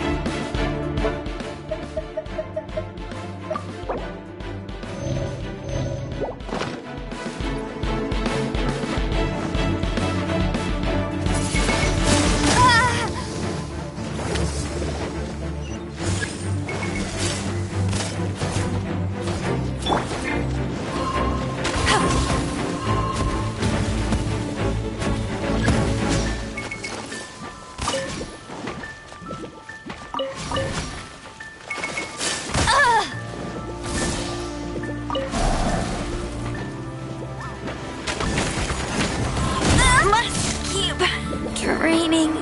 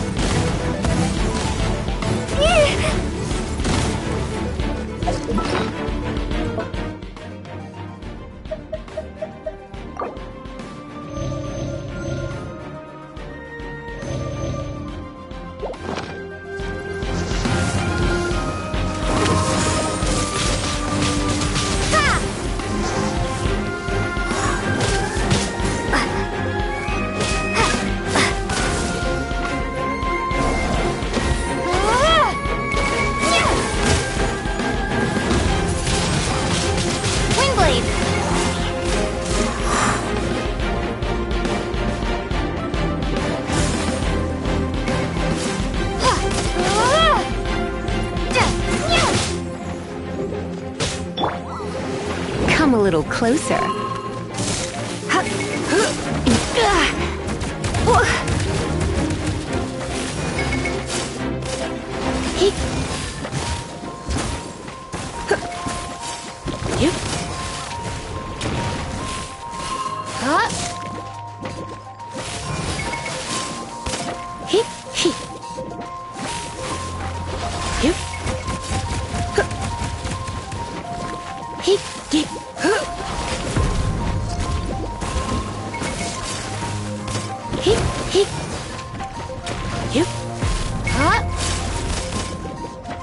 Don't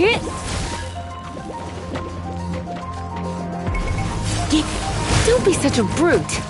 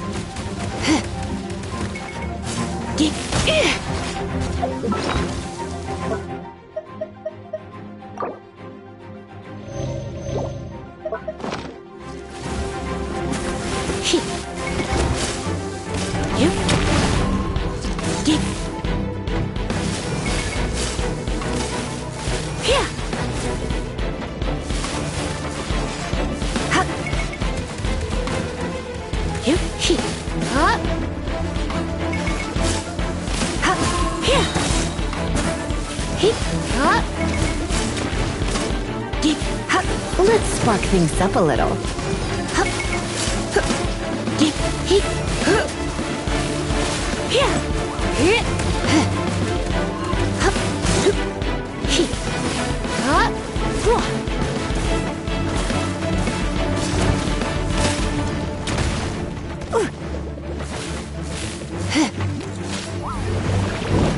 You've been a naughty boy.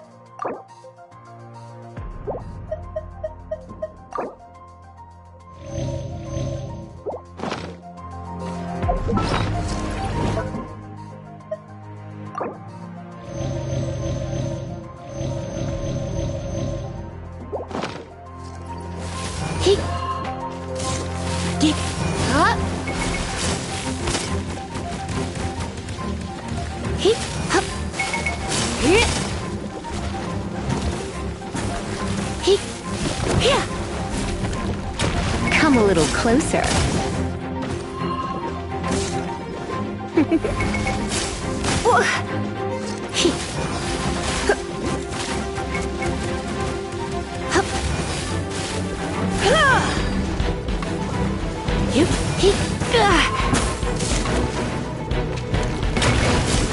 Don't be such a brute.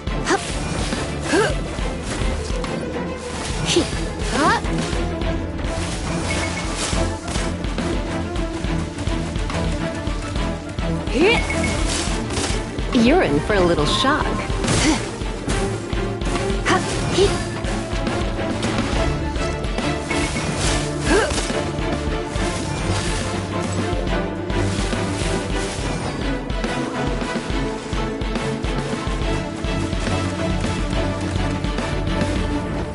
Blitz.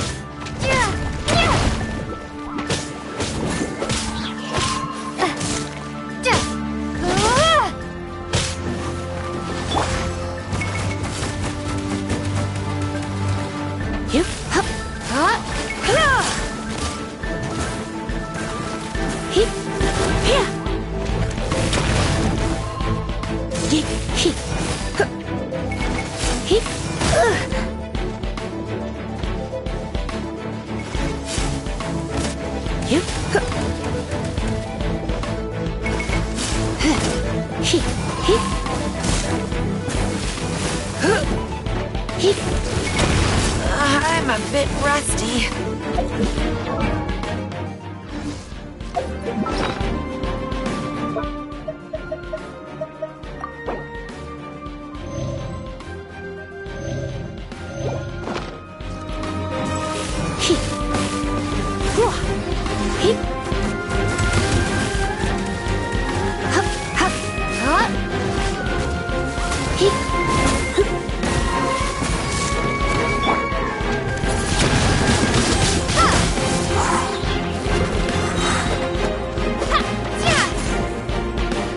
Prepare to be blown away!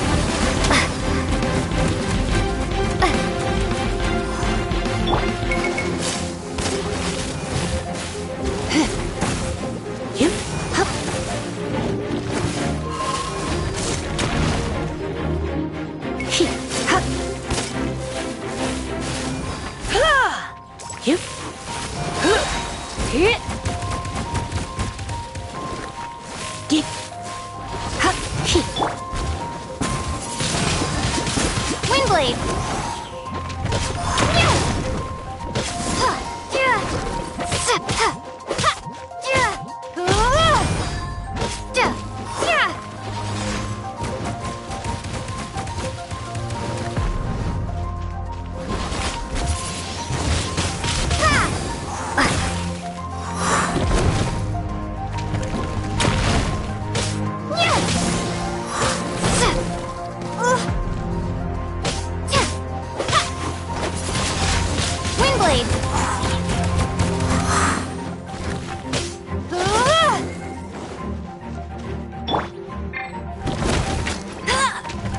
Bet you can't keep up with me!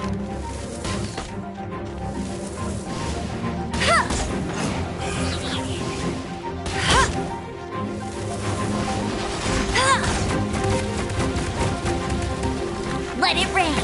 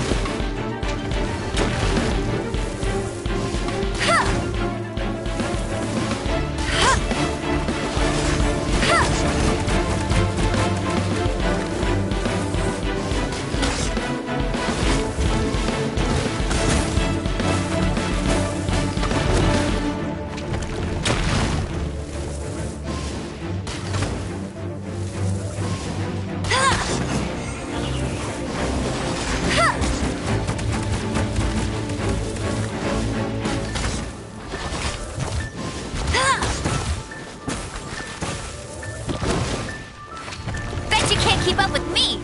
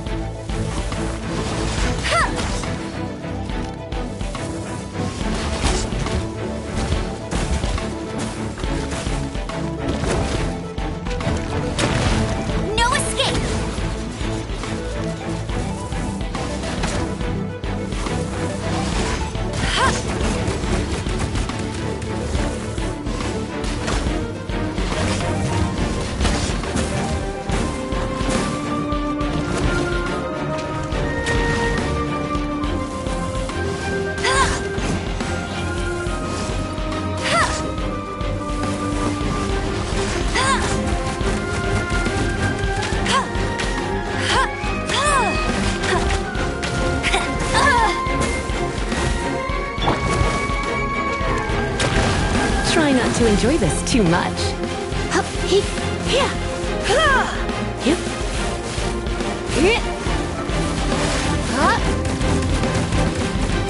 Come a little closer.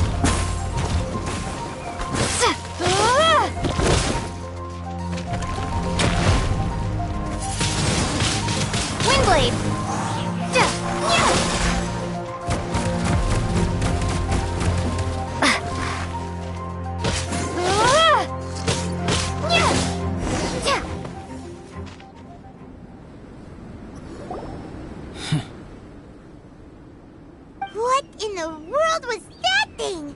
One moment it was human, the next it was a plant! Is everyone alright? We're fine. But can you please tell us what's going on? I don't understand. I take it this monster is whom I had the pleasure of meeting last time.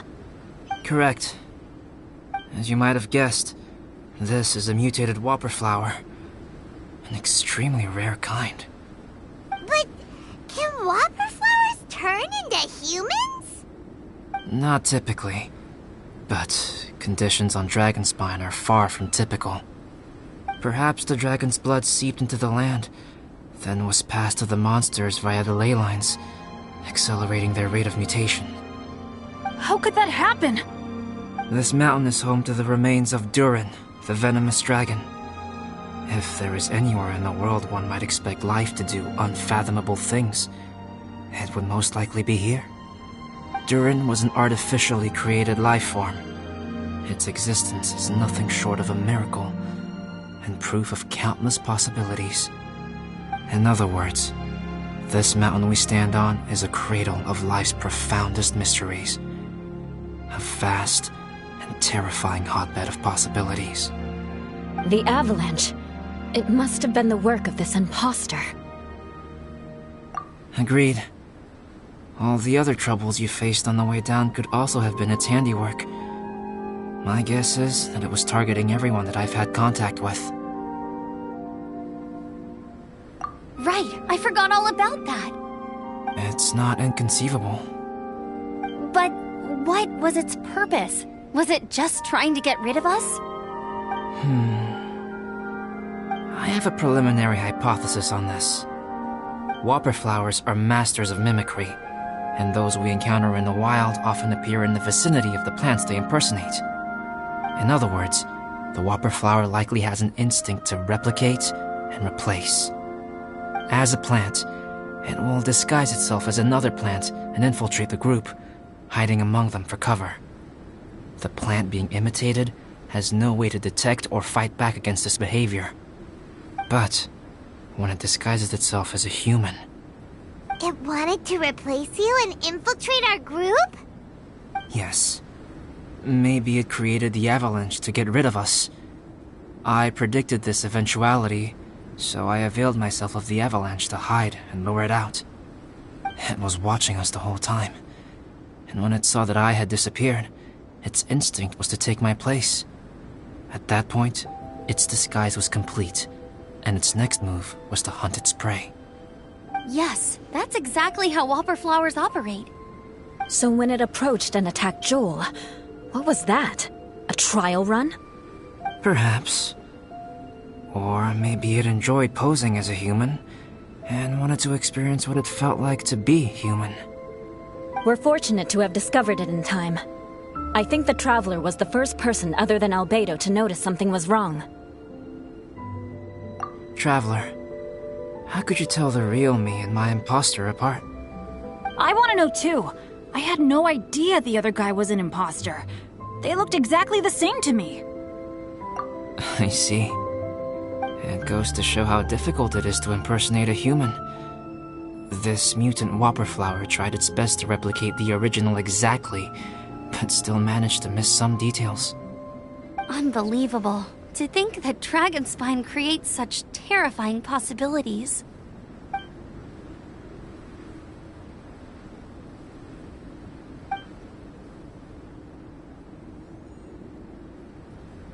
Anyway, at least we won in the end. It looks like my method did work after all. I used up all the bad luck, and the good luck finally came through.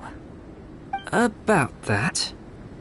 If you're referring to having fallen down the mountain and avoided injury, well, that's because I was secretly protecting you. Huh? Well, that still counts as good luck to me. Yes, that's not an unreasonable way of looking at it. Okay. We've been delayed long enough. Time to move on. Yeah, let's go!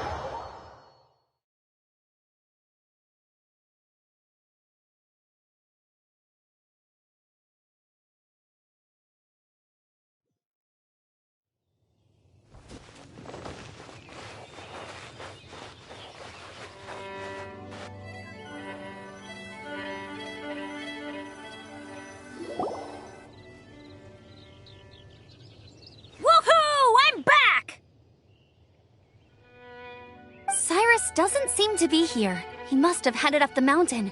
Let's wait for him here. Amber, are you feeling better? Yep, all good now. Nothing to worry about. I don't know what I'd do without you guys. If not for you, I'd probably still be locked up in that cage. I really want to thank you all properly, but I can't think how at the moment. Huh? You must be pretty used to being on the receiving end of people's kindness by now, though, surely. You probably need it often enough, given your... situation. Come on, don't put it like that. Sure, plenty of people have shown me kindness before, but that doesn't mean I will ever take it for granted. No matter how many times people help me out in life, I will never forget any of them. Well, instead of repaying those who helped you, perhaps you could help others yourself. Everyone meets others in need from time to time. By choosing to be there for them, you're passing the kindness you received onto others. Yep, you're right. That's what I've always tried to do, and will always continue to do. Right. And when Cyrus gets back, I'll find some way to help him out too. This has been quite an eventful day. Yeah, it has. It's really hit me how tired I am now that I've started to relax. I need to rest. Everyone, please excuse me for a while. Yeah, I need to get some water and maybe a piece of fruit. Once I'm rested up, I need to get back to being an instructor again. Well, it looks like the curse of the mountaineers who couldn't get off the mountain is finally broken. Feels like an action-packed chapter has come to a close. Shall we find somewhere to rest and chat too? Why not? Then please, come with me. You sensed something too, didn't you? Then let's go. Huh? Are you going back to your camp again? Paimon thought maybe we could talk here. Okay. Might as well come with you. Good. Shall we set off right away?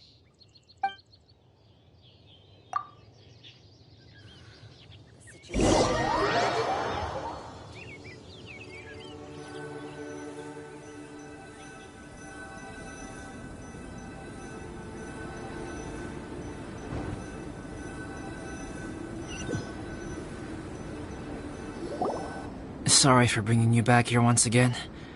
Some topics are best discussed in private. Is this about the imposter? That's right. I have to say, Traveler, I'm very surprised you noticed the difference between me and the imposter. Yes, this mark. Perhaps it's where it all began. Ooh, sounds like the beginning of a big story. Keep going. Well, I can't deny that what I'm about to say does sound like something from a children's storybook. So, what do you think this diamond-shaped mark means? A tattoo? A crest?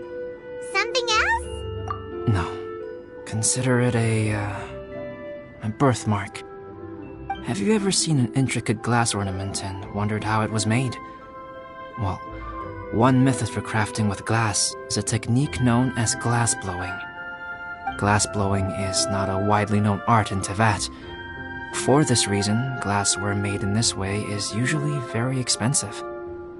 As the name implies, glass blowing involves blowing air into a hole, much like blowing up a balloon. This type of glassware is known for having a pontal mark at the point where the blowpipe was inserted, where the hole was sealed at the very end. This mark is a sign that the item was crafted by a human hand. Sounds kind of amazing. It is a wondrous and beautiful art form. Alice says that these marks are seen as proof of the maker's fine handiwork, the only flaw in an otherwise perfect work of art. My mark is something similar to this. The difference between synthetic and natural life lies in the directional flow of the life force. The energy of a natural life form flows out from within. That's why flower buds bloom and curled leaves unfold. And it's the very reason we watch and wonder at blossoming flowers. Creating life artificially, on the other hand, involves, to a certain extent, the introduction of an external source of energy into the embryonic life form. When the hole where the life force was infused is sealed at the end, it leaves a mark not dissimilar to the pontal mark in blown glasswares. The alchemical substance drips and spreads out in all directions, resulting in this rather ingenious diamond shape. Wow! So that's where it came from. This mark is a sign of my artificial origins, and proof of my imperfection as a human. I presume that the impostor intentionally avoided replicating this mark, so as not to become less than perfect himself.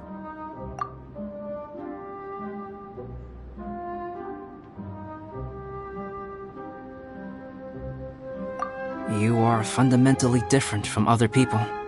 I have few qualms about sharing my secrets with you. Just as Paimon said, it all sounds like a story.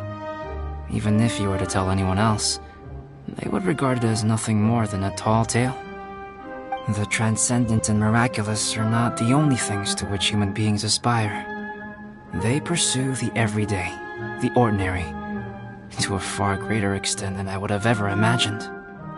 People like to believe that those who are thoroughly different from themselves could only ever exist in stories. It makes things much easier. Or, in other words, all of the unfathomable things we've seen recently would make good material for a novel. I have friends who write novels. If they wrote this story, it'd probably be even more complex. Making up stories is easy. Even Paimon can do that. Oh. I didn't know you had that kind of talent. Paimon's the best guide in Teyvat. Making up stories is a piece of cake. In that case, how about we have a storytelling contest? We can base our stories on the events of the last few days. Sounds great! But we still have to help out the Adventurers Guild. I understand. Creativity is something that cannot be rushed. Take your time, and come back when you have found some inspiration. We'll see whose story is more compelling. Deal! Okay, we'll regroup with the Adventurers Guild for now. Sure.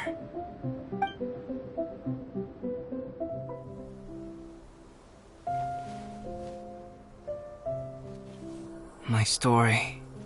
Yes, I should have known. Master's failed specimen in the dragon's belly. This is where the story truly begins.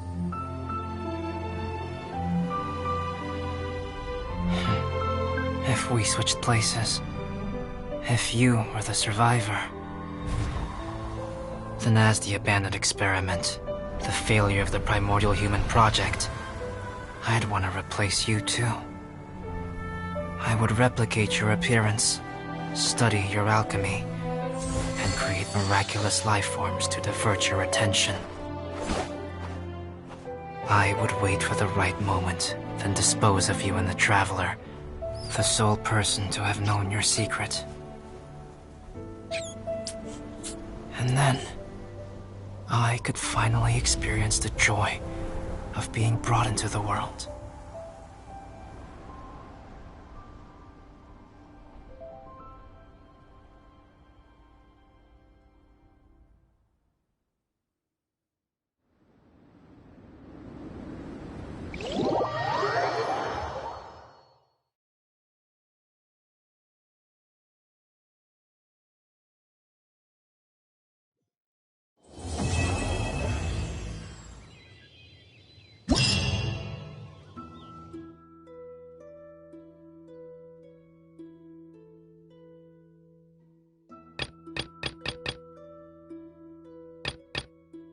Guess what? Paimon's story is finished. Let's go see Albedo again. If only we had some help here. The situation here seems trickier than I thought.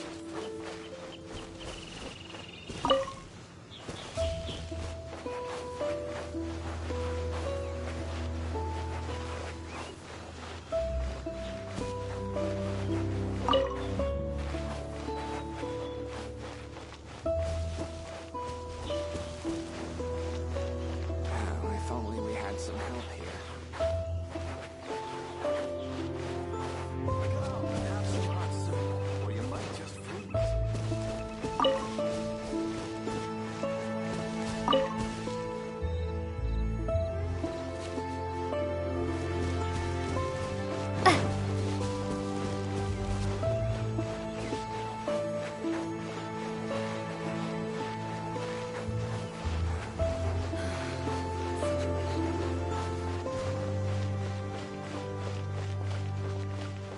Single sword is more than enough. Come and have some hot soup, or you might just freeze.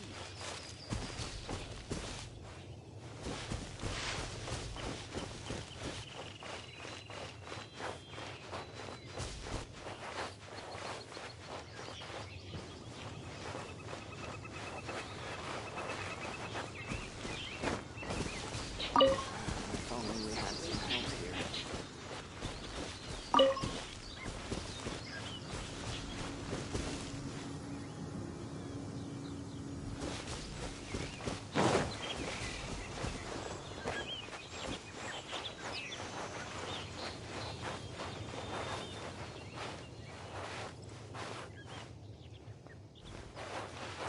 If only we had some help here.